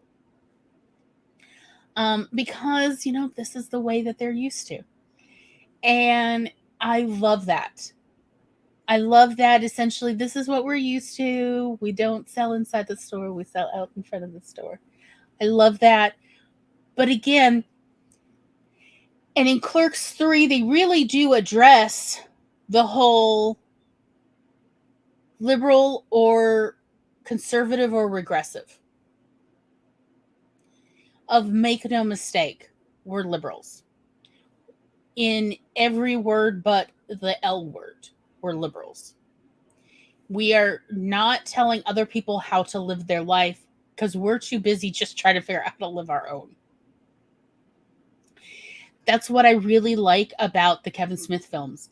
And the 20 teens and the 2020s, he has definitely redeemed himself. He stopped trying to sell to the mainstream. Fuck the mainstream. Fuck them. Because the mainstream is never going to be loyal to Kevin Smith versus Kevin Smith fans will be loyal to Kevin Smith. Because if anything, there's actually less liberalism in media today than there was in the 80s and 90s, which is a wild thing to say. Because it was noted at the time how conservative things were getting in the 80s and 90s. Mm-hmm. Like, for all the, I forget what you call it, but like retelling of the past, Clinton was actually considered a very conservative Democrat. Mm-hmm. He was not considered a very liberal Democrat at all. He was sort of the middle of the aisle vote. Mm-hmm. He was seen as a moderate. Yeah. For all everyone talks about the liberal 90s, it wasn't. It wasn't very. But somehow, if anything, it has just gotten more and more conservative, where the rest of the developed world, every nation that is in the top 30 considers American Democratic Party to be conservative by everyone else's standards. Mm-hmm. That there's literally no liberal party in America. Mm-hmm. At this point, because it's just gotten so skewed. But yeah, and there's Kevin Smith giving voice to all these people who feel unheard. And that is why he has a loyal audience, because he gives them a voice. Mm-hmm. Something they desperately want. There is so little out there for working class liberal viewpoints, including you're free to do whatever you want with your own sexuality and your own promiscuity. You are free to do whatever, but understand the philosophical implications, which again was one of the hallmarks of Clerks, with the whole Death Star contractor discussion, which, y'all, let me tell you this right now, for youngins who don't know. I'm actually, I think I'm almost a decade younger than Kevin Smith, if I recall correctly. Just so... Yeah, you're right, you are. Yeah, I'm a decade younger. So just to give you an idea, I was an actual teenager. Well, gosh, I was barely a teenager when Clerks came out, because didn't Clerks come out in 92, 93? It was still a buzzed movie. People were still talking about it on my community college campus when I started going there in 1998. Or 99? 98. It was 98. Everybody was abuzz about Clerks had just come out on VHS, 12, 18 months prior. And the video stores in the area had just gotten it because the price had come down on the VHS for Clerks. So the video stores in our area in South Mississippi had just started carrying them. Everyone on college campuses was talking about Clerks. Okay, so this is the end of the 90s. Hi, Jenna. It's the end of the 90s.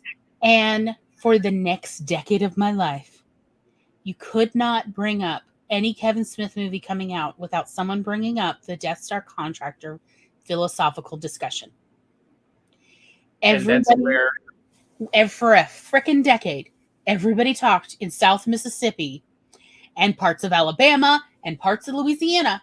Everybody who was like within 10 years older than me was talking about the Death Star contractor philosophical discussion. Now, what were you going to say, Tom? I would say, and you see that it permeated culture so much that they then address that in the actual media with Andor. Yep. Andor is about answering that very question. That is how much this one philosophical discussion point has infiltrated culture. And it's absolutely permeated Star Wars fan culture. Of if you are a contractor or subcontractor, you have to consider the philosophical implications of the bigger, larger company that you are working for or that you are being paid by. Everett says it used to take so long from the time the movie went to theaters until it came out on VHS. Yes. And when it came out on VHS, on average, the VHS cost between, and this is absolutely true, in 90s money, it cost between $86 and $150 for the video store to buy a copy of the VHS to then rent it out for a couple bucks around. For the first year or two. Yeah. It wouldn't come down in price on VHS to something between $20 and $40 for up to 5 years. And even then, so people still couldn't afford that. So video stores were still the ones buying those VHS and then renting them out. And that is why it took so long for it to come to South Mississippi, South Louisiana, and South Alabama.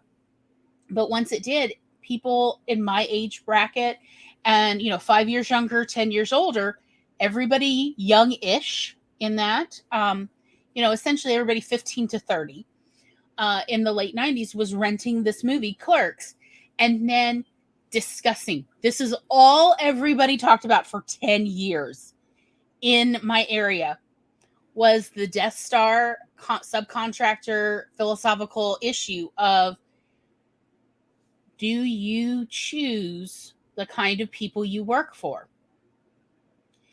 It made a very strong philosophical discussion. It has absolutely permeated the Star Wars fan culture of, you should philosophically understand who you're working for. Are you okay with working for an evil empire or not? And essentially, it is absolutely permeated millennial culture about who you work for says a lot about you as an individual. You can't just say, oh, I'm just a cog in the wheel. I'm not really evil. I'm just paid with evil money. Like, no, that is the millennial culture of, you have to be consciously aware of who you're working for. You can't just say, I'm just doing this for a paycheck. We're no longer giving mercenary behavior a pass. Mm-hmm. Of, you are just like if you are, even if you're a paid soldier or if you are a contractor, the same morality applies.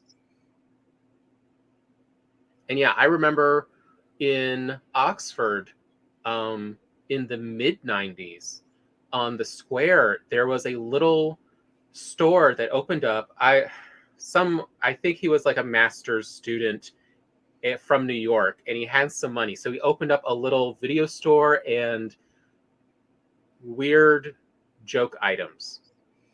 So yeah, it was filled with, like, it was straight up what Tarantino would have stocked a video store with. So all the best of wushu movies from Hong Kong and China, a little bit of Japan, and art house movies. And yeah, Clerks, like, he had a Clerks poster. I didn't know what it was at the time. I was just like, well, is that a union? What's up with Clerks? Like, I had no clue. But I remember I was in there all the time because I was a kid at the time, but I'd go in there for, the joke items. Like, he had a great collection. Oh, I remember, Tom. God, how many did you buy of that? Like, it's like a fish thing, and when you put it in your hand, it actually curls up. Yeah, and he also had like these little gelatin eyeballs that you can squish against something or Oh reform. God, we played with those things endlessly. Yeah, and that's where I got it from, was this guy. Yeah, because you could rinse them off when they would collect lint. You could rinse them off, let them dry, and then play with them again. Oh my God. Also, the blue in the eye looked very realistic. Like it was a good job. And so just to squish this, I don't know why we were so obsessed in the mid-90s with it, but we were. Saying goes neurodivergent much. Fun. The truth is we also had no cable. Okay, look, just please understand we were weird little children without cable, okay? But yeah, but it was a bootleg copy of Clerks he got in, like bootleg, yeah. Offering that you had to know. But so I remember all the time you asking rent bootleg copies because I went back there with Mom when I went up there when I came back from the Philippines. And Mom drove down, picked me up, and brought me back for an extended spring break because I had nowhere to go and I had to leave the dorm. And so she drove down, picked me up, and we went back up. And so I went over to him. Mom and I went in there and I was like, oh, where do you get all these films? And he literally told us he and his girlfriend will drive up to Memphis, rent the movies from other video stores, and copy them. Like they will literally bring 2 VCRs and rent a really cheap motel room. And all they do for the weekend is copy these movies. And then he comes back down and then rents them out to everybody down in Oxford, which so illegal, y'all. Just want to point out this is incredibly illegal, but he's renting out all these bootlegs. And that's what he and his girlfriend are doing. So you can imagine that this business did not last that long. But that was where he was getting all of these cool foreign films that you couldn't even import some of these anymore. He had a copy of Sweetback Sweetass Adventure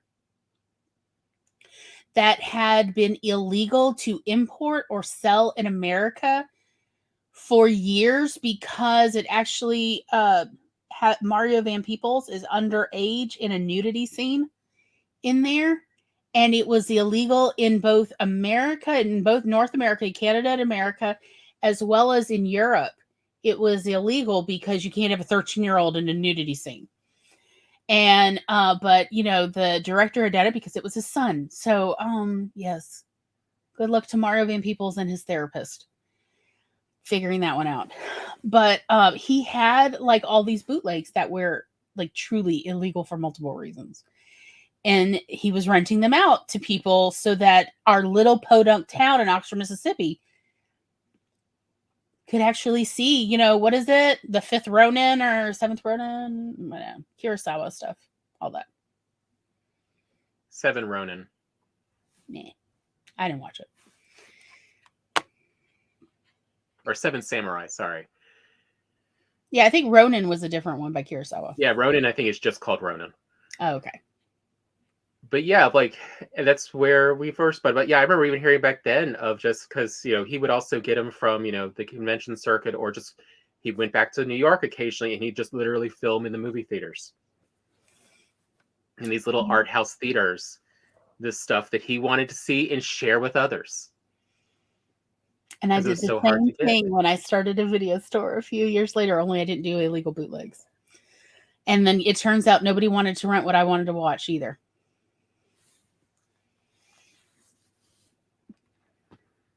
It's hard. And that is how I found out. You got to stock stuff for the populace if you want to keep the doors open.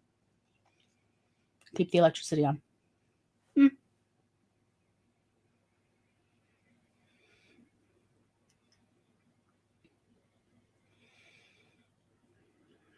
Yeah, so is it time for another breaky break? It is time for another breaky break. What do you want to talk about when we get back? Clerks III? Still have yes, Clerks III. What really is this movie getting at? Like, it is an interesting concept of a movie. Well, it's sort of finishing the conversation that Clerks started about the Dante Hicks character, and to a lesser degree, Randall's character. Yeah. And unlike so many, it is actually done semi-real time because this is how old these people are and like how long it's been. So we really see them at different ages. It is true. Alrighty. Well, if you don't already have something to drink, I highly recommend that you get something to drink. Is it snack time? Maybe it's time for a little popcorn. It is the official snack of writers everywhere, I'm told. We will see you on the other side in just a few minutes.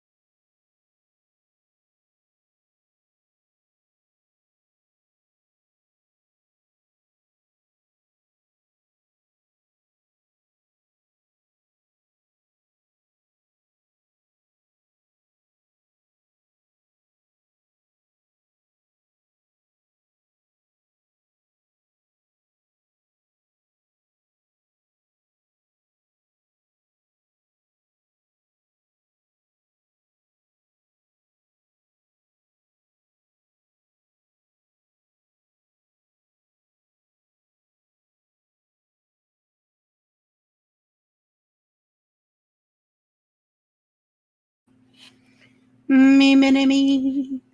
Me, me, me, me, me, me, me, me, me. Me, me, me, me. Me, me, me, me, me, me, me, me. Well, well, well. I'm meeting you.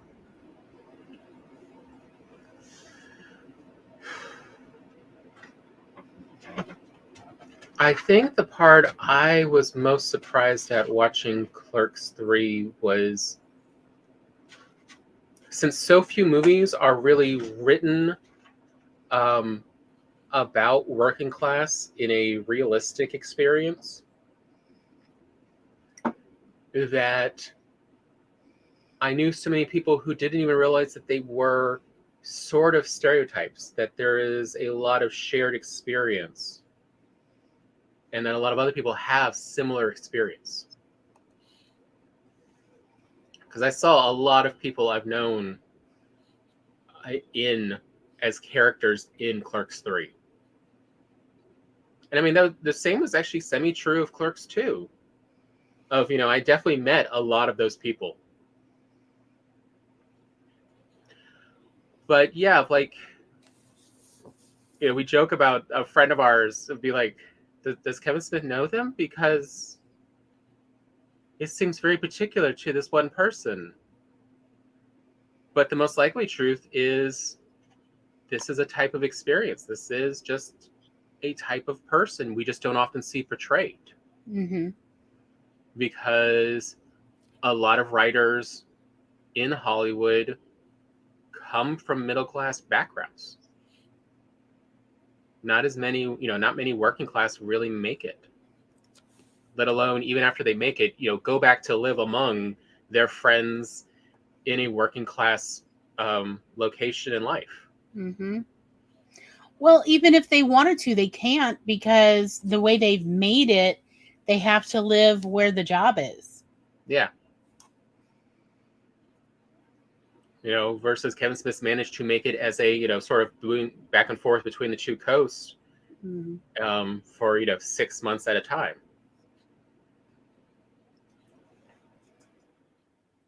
And maintaining these relationships.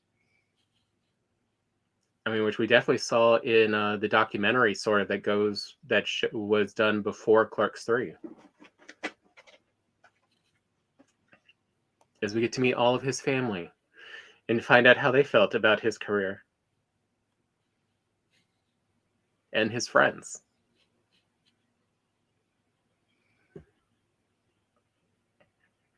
But yeah, I was surprised at I never thought about it, but yeah, there's a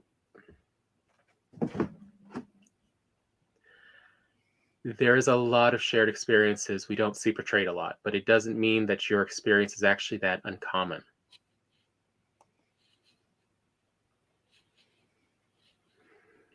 But I mean, I do enjoy seeing the many different ways crisis of faith finds expression in people. Mm-hmm.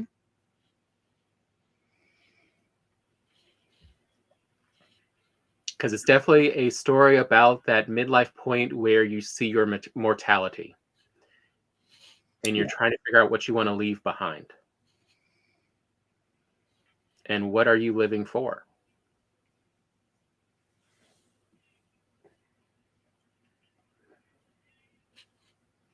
And we see that a lot with, Randall and Dante.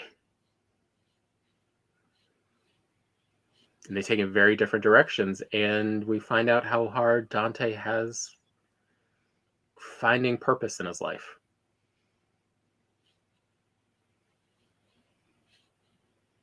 Which, again, we don't often see except when written as, what's it called? Academy bait?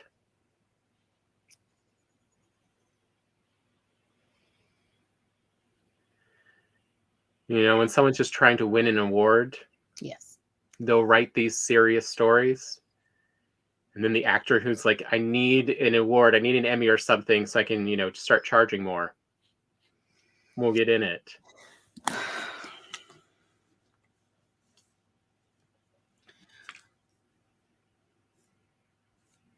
One of the things that made me very sad about the Dante Hicks character in really all three Clerks films is that Dante was not raised to value being of service to others.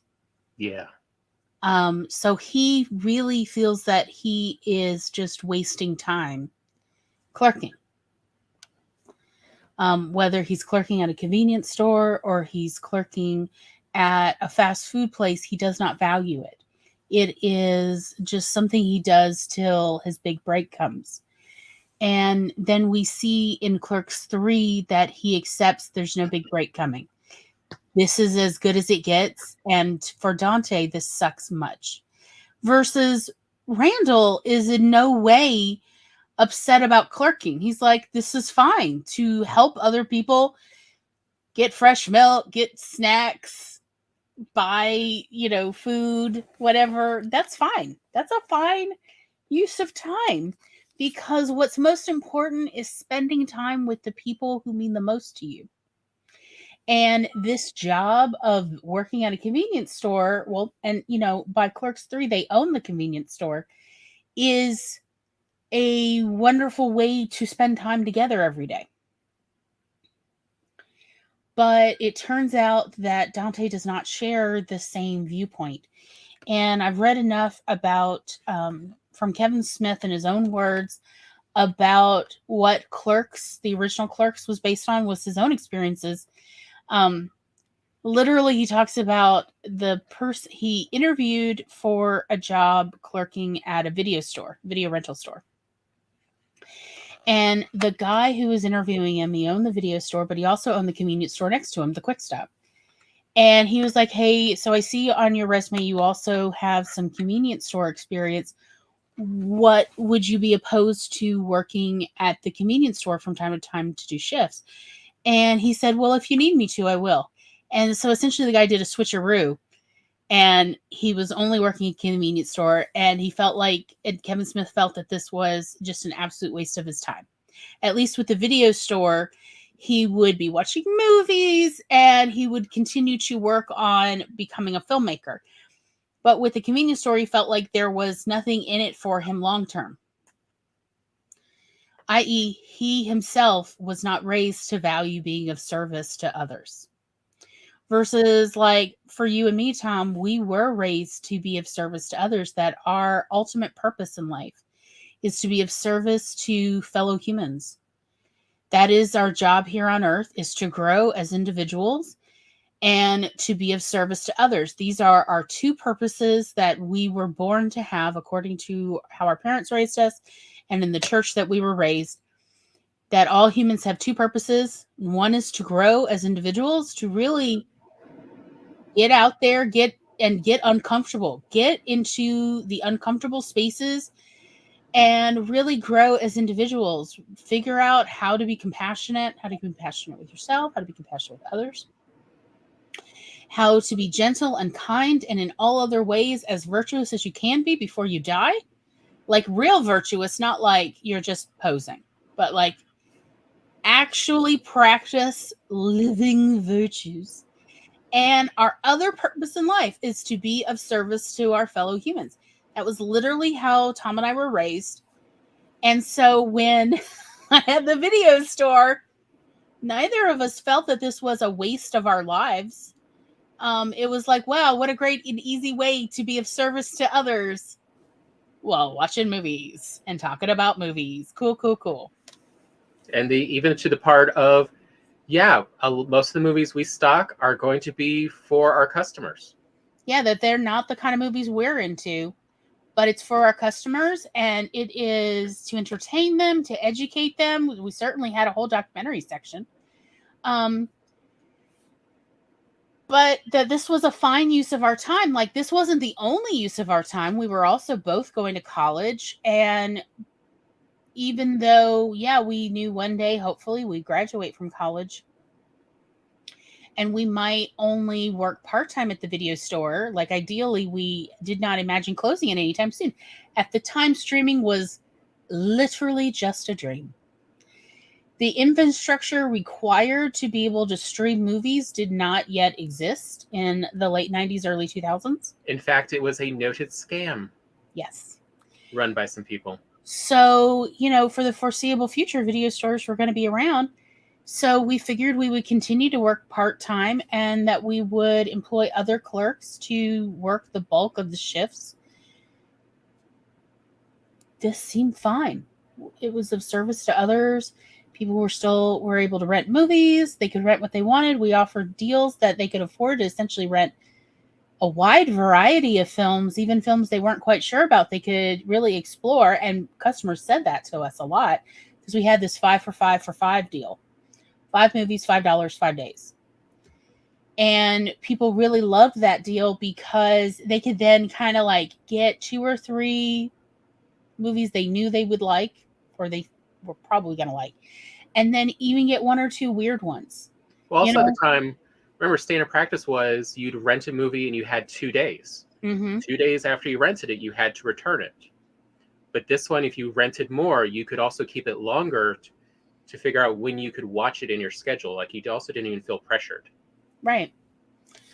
So, like, we liked being of service to others while we ourselves were still going to college and growing as individuals and learning and all of that. Like, this was a fine use of our time. So for me, at least, I know that it was kind of surprising watching Clerks III to see that this is not Dante Hicks's viewpoint, that he feels that this is a dead-end job, even though he and Randall co-own the Quick Stop. He still feels that this is dead-end, even though he's now a business owner. And I think they also own their own homes. So obviously the Quick Stop has actually treated them pretty well. And he feels that his life is over, that his one chance at love ended. His chance at fatherhood also ended through just a random twist of fate for the most part, And he certainly is not willing to go back out there in the world and try to find love again.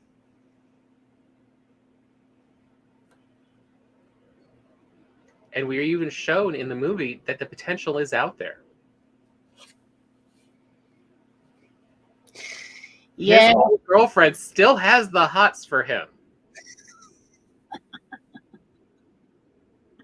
And he is still so closed off. He just refuses to change inside to anything but that he had set for himself as a teenager, his viewpoints, and he didn't want to grow or change. And it was very single-minded, and we see that it was ultimately destructive.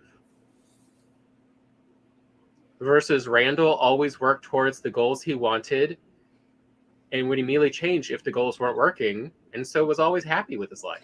Yeah, Randall stayed flexible.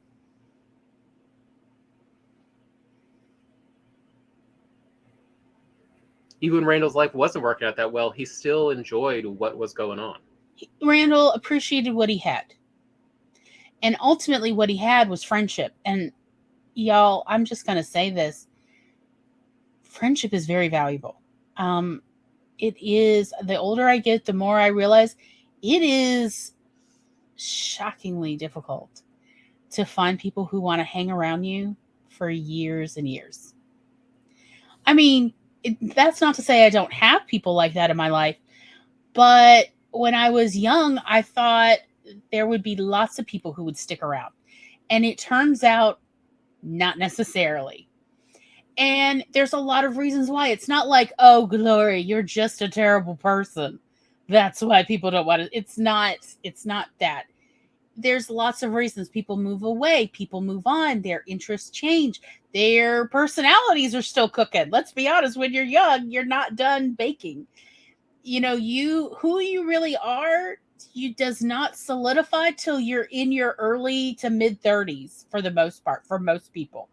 Most people think they're done cooking at 25. No, you are not.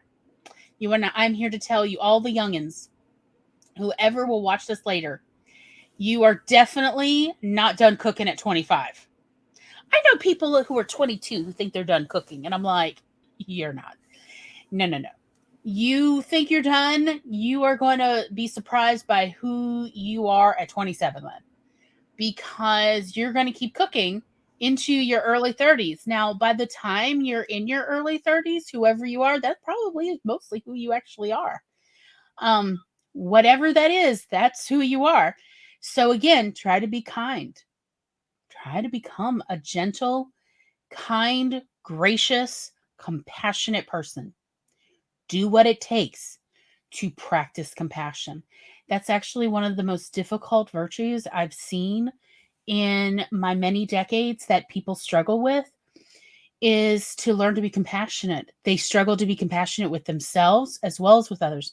So if you see people being not compassionate with other people, just know that they're also sucking at being compassionate with themselves. And that is, we really do see that play out between Randall and Dante in Clerks 3, is this difference in compassion. Randall, for all of his selfishness, and he is very self-centered. Oh, and Randall has a mouth on him. Oh my God, does this man have a mouth? He should have been called the Mouth. Oh, it goes off constantly. It's just all 3 films. It's always going. Blah, blah, blah, blah, blah, blah. But even at the stuff he is upset with, he still has compassion. He still is just, that's someone else's life. You know, it's up to them. I have no place to judge on that. I can only judge on me. And he really does try his best to live by that. Versus Dante, oh, so judgy. I am going to tell you now, young folks, if there are ever any young folks who watch this, I'm going to tell you now, the most useful skill that I was never told, and I definitely asked old people all the time when I was young, like, what skills do I need to work on to carry me through? Not one time did they say, learn to be compassionate. Be compassionate with others and be compassionate with yourself. They couldn't even describe compassion. But if you want to live a quality life that you actually enjoyed by the time that, you know, your life has come to its long end decades later, and you look back and you're happy about it overall, if you want that, one of the major qualities that will help you in the long run, both living through it and looking back, will be compassion. Compassion for yourself, compassion for others. And what I mean by this is, how do I know you may struggle with compassion? Do you yell at cars while driving? Cars who cannot hear you. Do you yell and curse at cars while driving, even when they're probably wrong and they shouldn't have cut you off because you're trying really hard not to crash into them? But you yell and curse and swear at them? Compassion. You are missing compassion and you need to work on it. Because once you realize that everybody's just trying their best and some people are definitely not having a good day, and unfortunately now they're behind a wheel of a car, you're frustrated with them, and you definitely are like, do not make me crash into you or crash into me. You're not screaming and yelling and cursing up a storm at them. You understand plenty of people have a bad day, and there's just no way around having to drive on your bad day. And that everybody is just trying to get through life. And that nobody has set out to get in their car today to make you crash into them. Nobody's like, this is what I'm going to do. Because there's so much danger in that. Like, you would be surprised. I have seen cars. The car was in an accident. The car barely has one little bump. People died in it.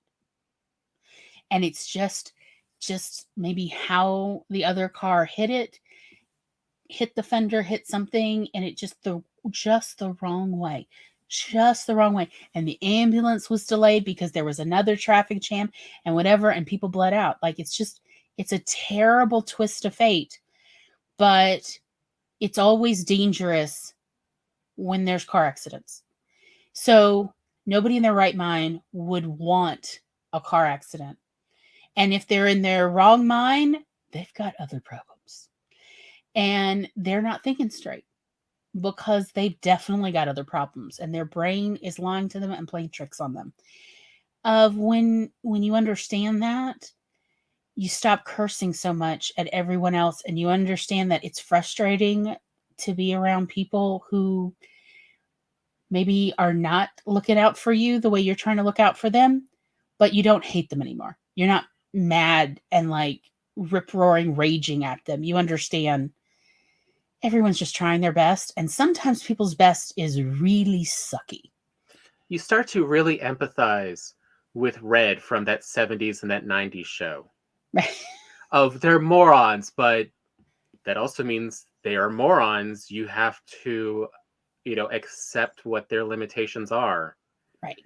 And it's your job to assist them if you can. If only so your life is not worse for it. But you have to be an active participant. But yeah, if you really want to make it through this life and not regret so much by the end of it, compassion is one of those virtues that it really pays to work on for a variety of reasons. And we actually see that in Clerks III as a compare and contrast between Dante Hicks and Randall and even Elias. Elias, a fascinating character who gets a lot of costume changes. I'm hoping Elias shows up in another movie because I want to see how this character progresses. Right? They definitely have growth. But I will say this for Elias, he definitely has worked on the virtue of compassion. He has no idea what he's doing in life, but he has definitely worked on compassion and is compassionate towards others as well as toward himself. That definitely will helps him cope with all the stress in life. And we see that he definitely encounters some stress himself. That life is not smooth sailing for Elias either. That he needs to roll with the punches like everyone else. So I think that the movie very well exhibits this and shows what happens when you just stop living and you're just holding a place marker.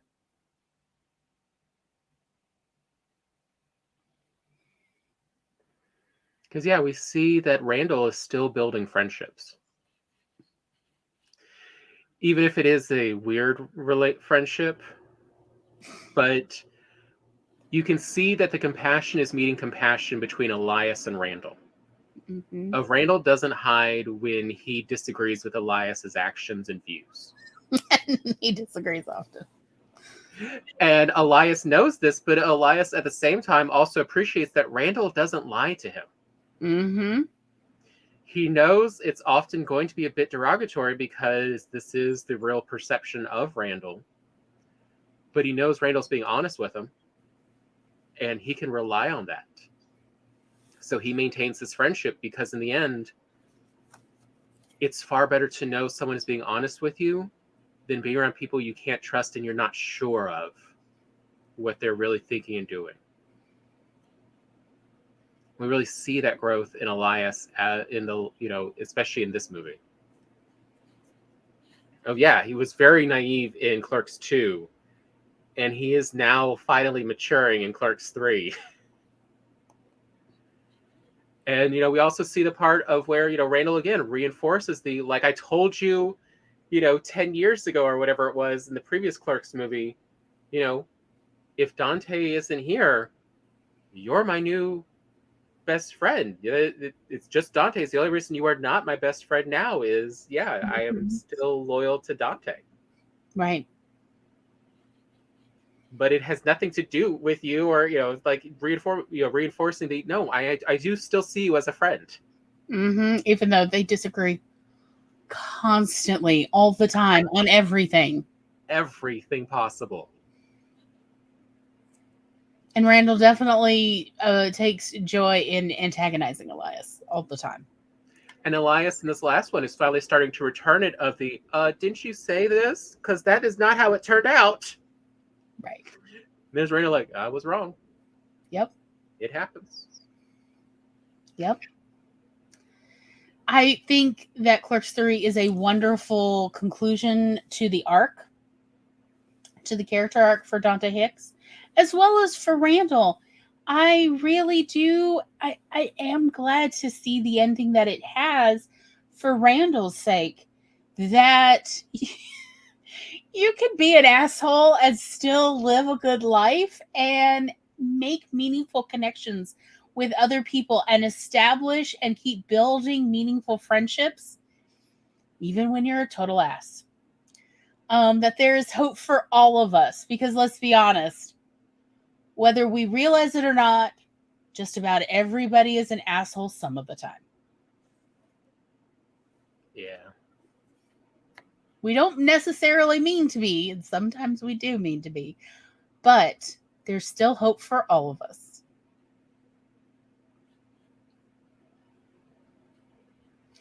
Also, that no matter the generation, there will always be milkmaids.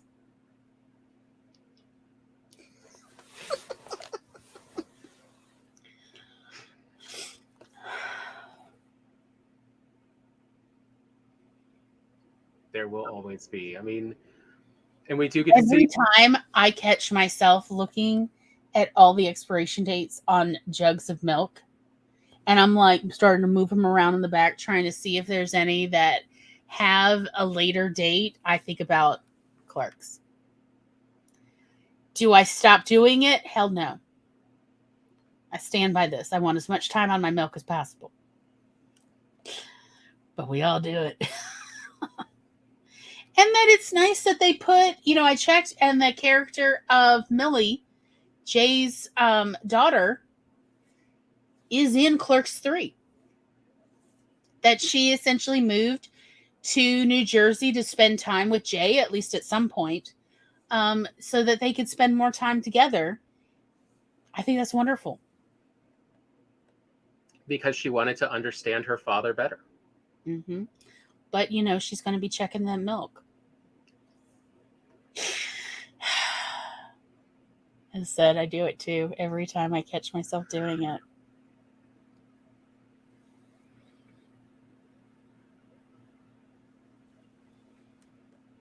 But yeah, it was surprised. Like, it's such a lower working class story, especially a trilogy.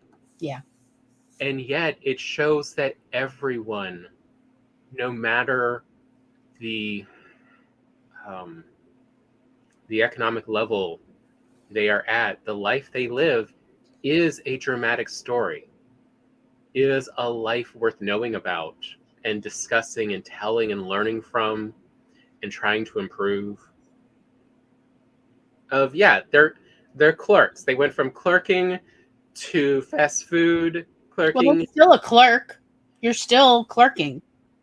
To, they figure out they manage to actually own, and then they're still clerking because it does okay, but not that great. But they're still just keeping their lives.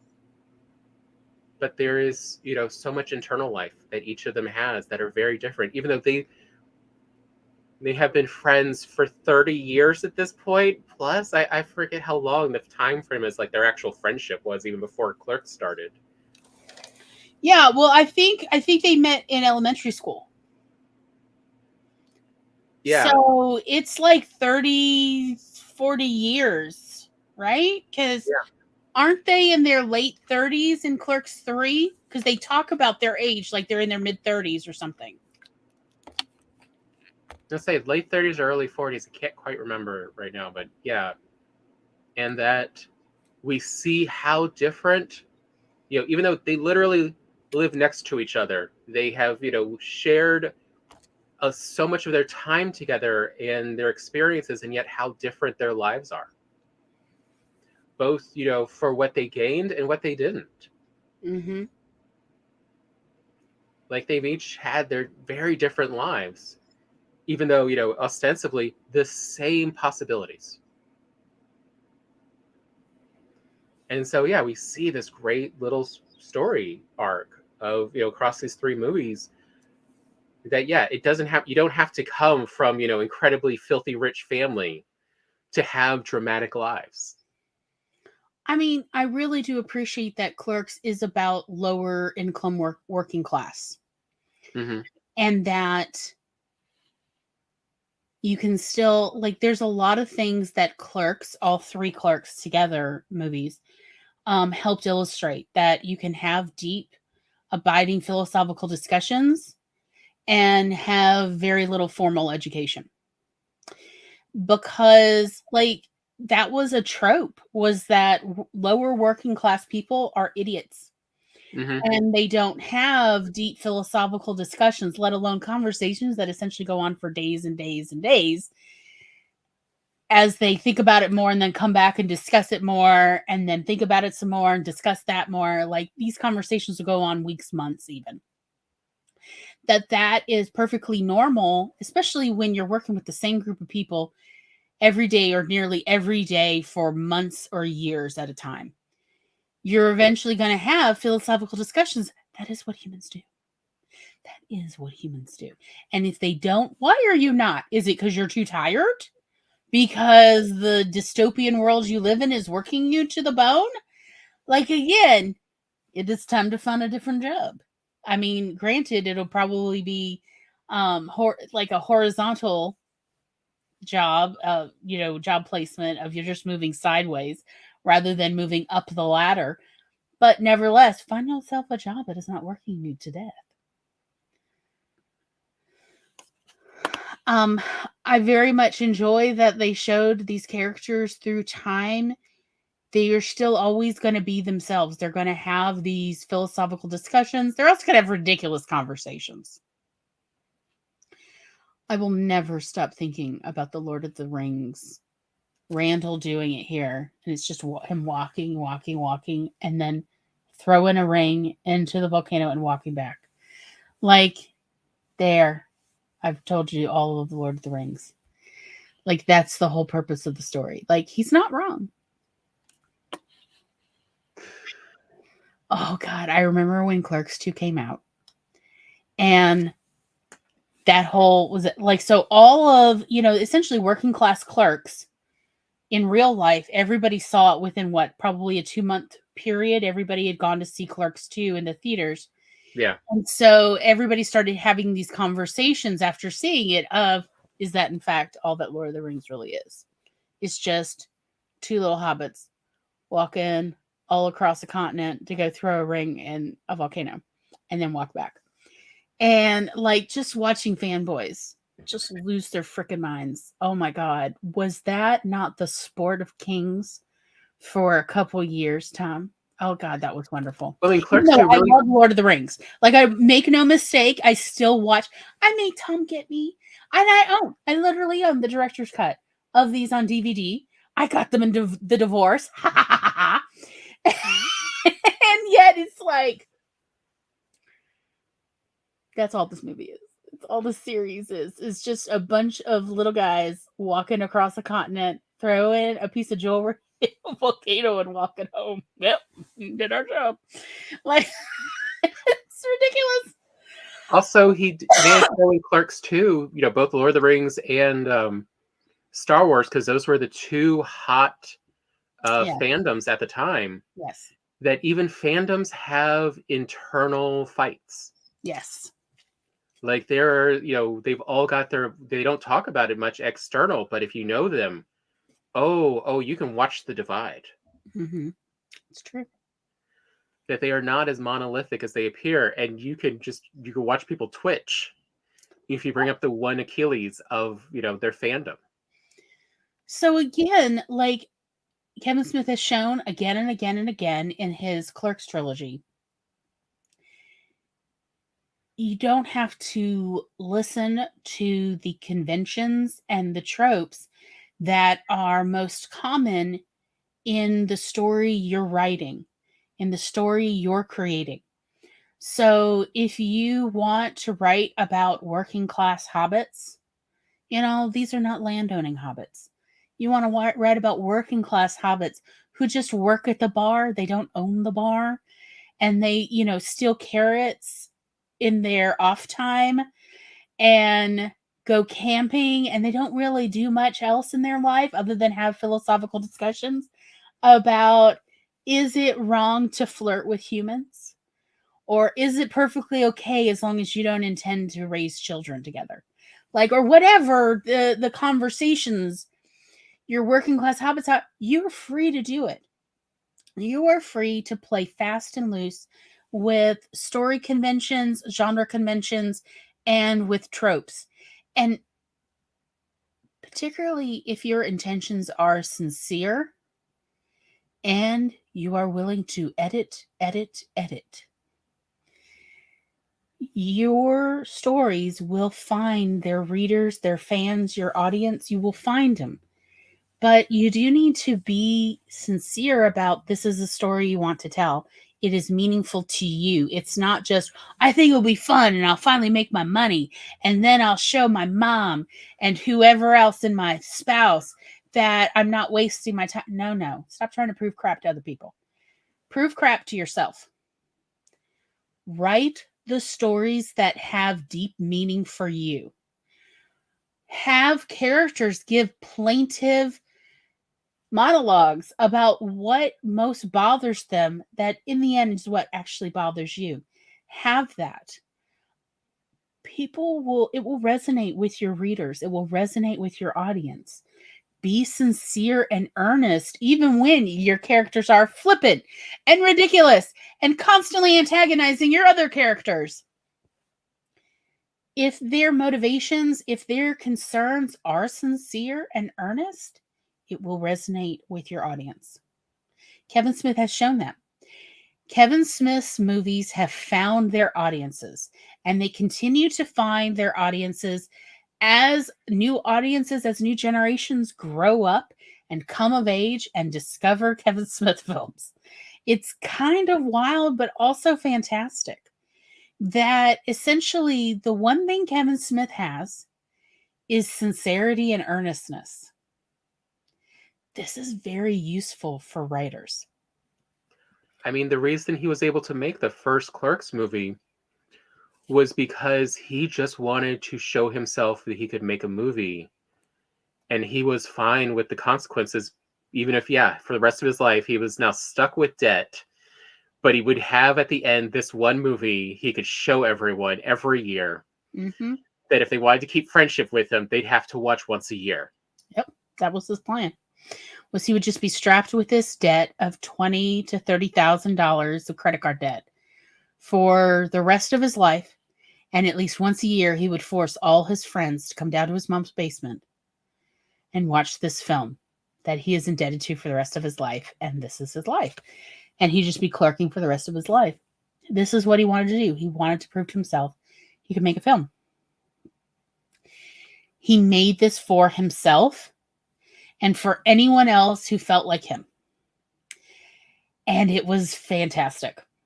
It resonated with all the Gen Xers and the millennials coming up. It resonated with all of us. We could absolutely relate to your first several jobs are supposed to be shitty, but why are they this shitty? Why are they this shitty? They are so shitty.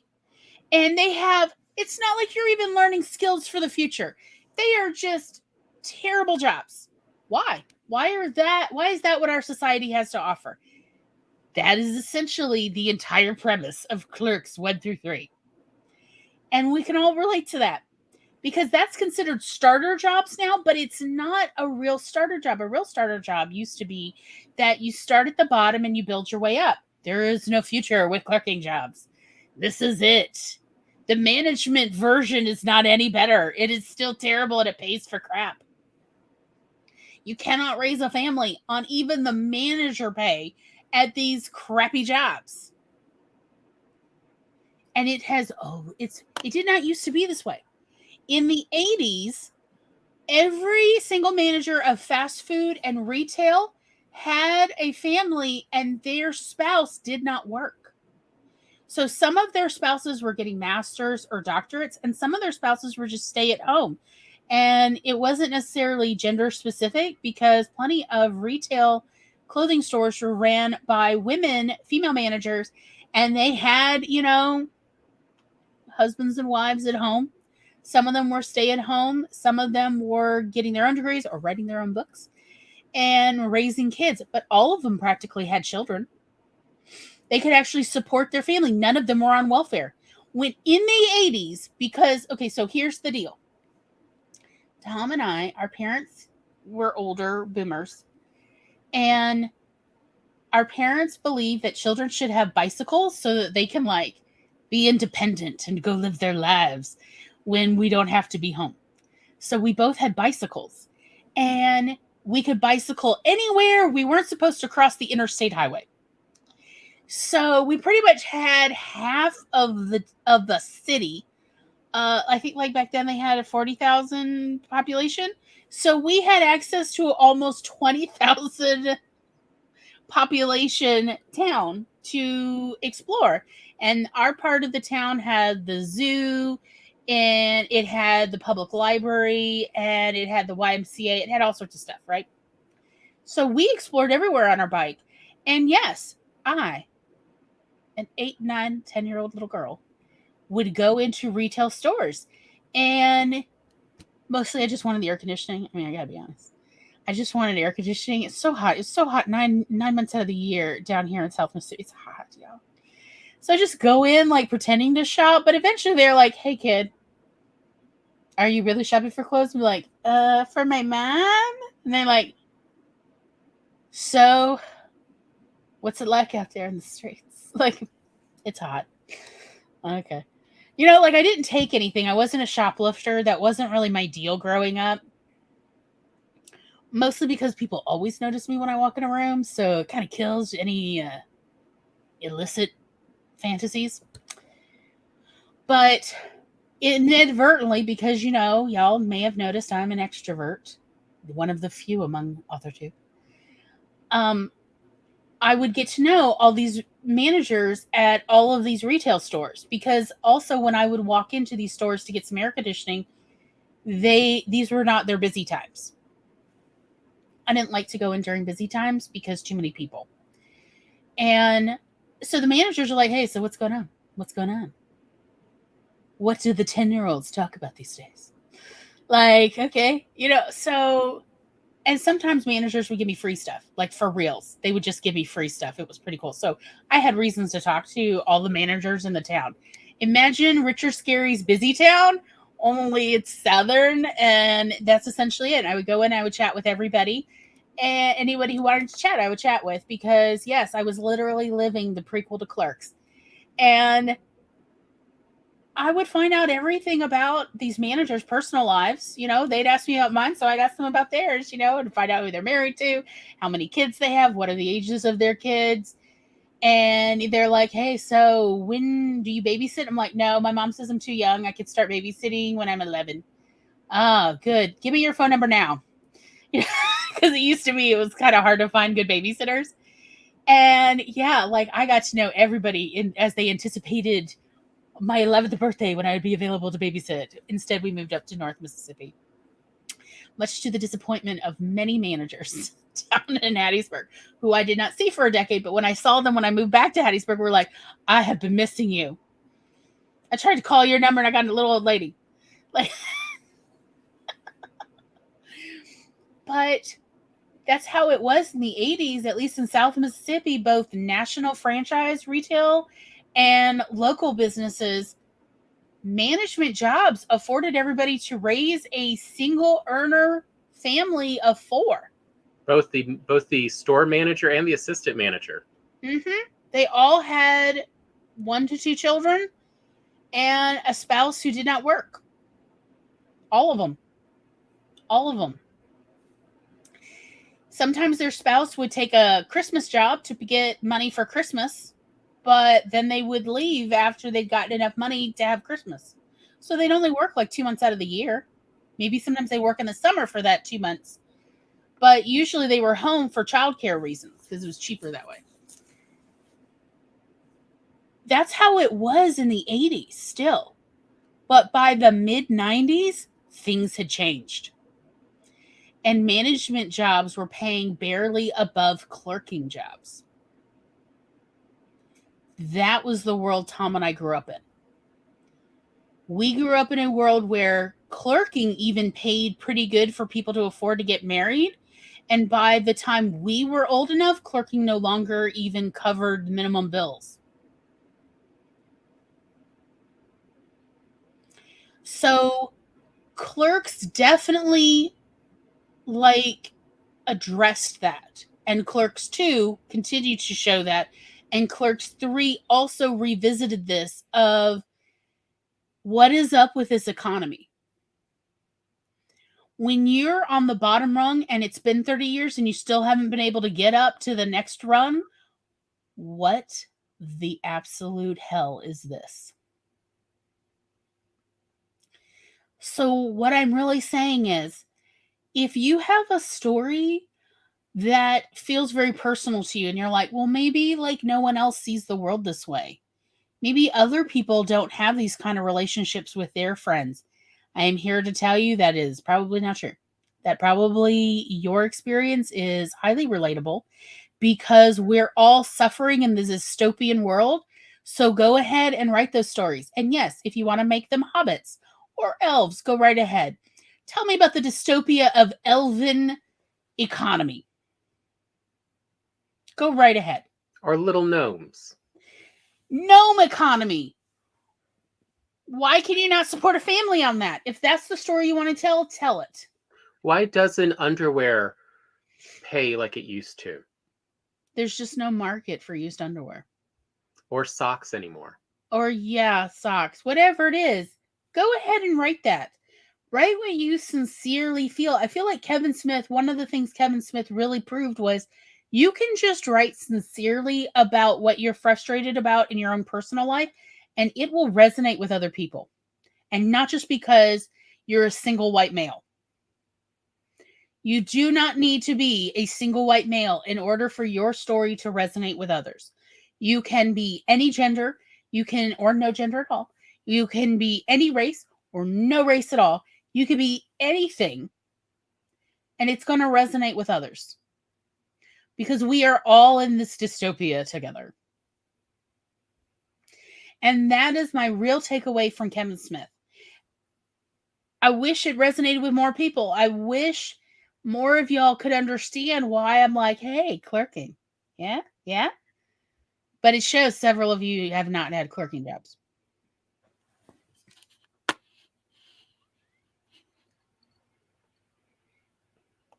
Those are my final thoughts.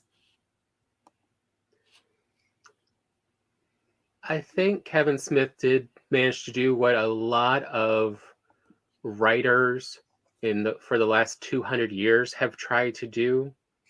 And he actually did it successfully, of showing there is meaning in every life.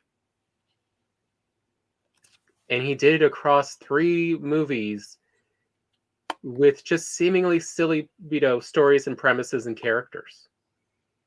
And yet, in truth, if you actually think about the stories, they are all very dramatic.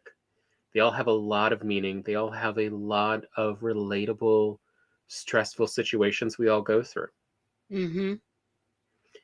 Including how grief can lock some people inside their own heads that they can't find a way to escape. And that their friends will still be there for them, even in that situation. And that, yes, friendship is incredibly important to cultivate at every age. You still I do think that partly why my mother lost the will to live was she had stopped cultivating new friendships. And we saw that similar story play out in Clerks III. Of the difference between those who are still cultivating friendships and those who aren't. If you're not trying to build friendships, you keep the old ones and you build new ones. If you are not doing this, are you really living, or are you just waiting to die? If you're not open to new friendships, what are you doing? What are you doing?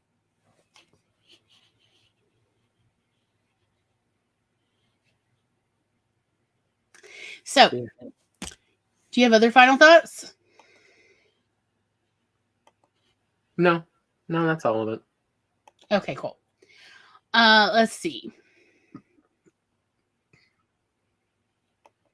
Next week, listen up. We're talking about Terry Pratchett movies. something we somehow feel is oddly even less well known in the States than Kevin Smith movies.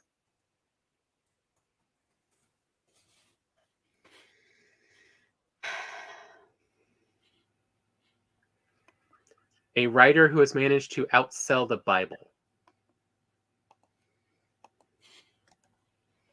How is it possible most Americans have never heard of him? Like, that's actually a Guinness fact of, Terry Pratchett has literally outsold the Bible.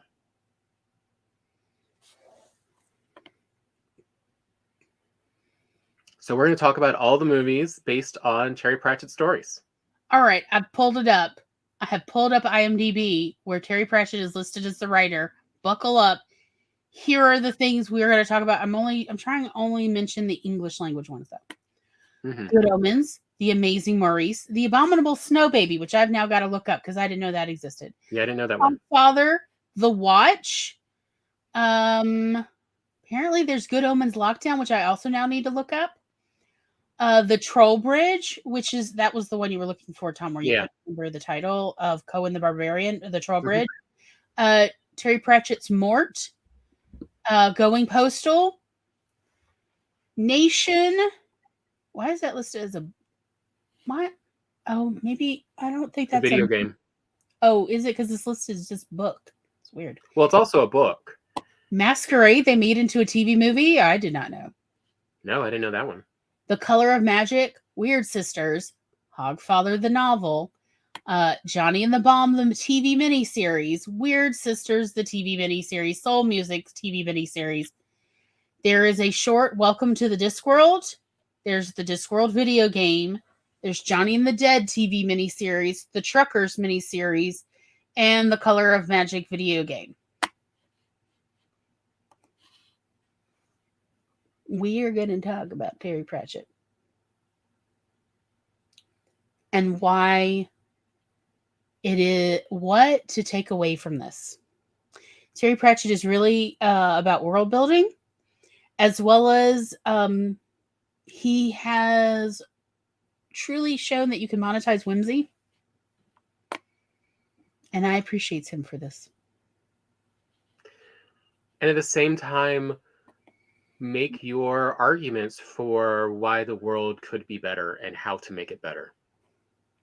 Because the world be messed up. Mm-hmm.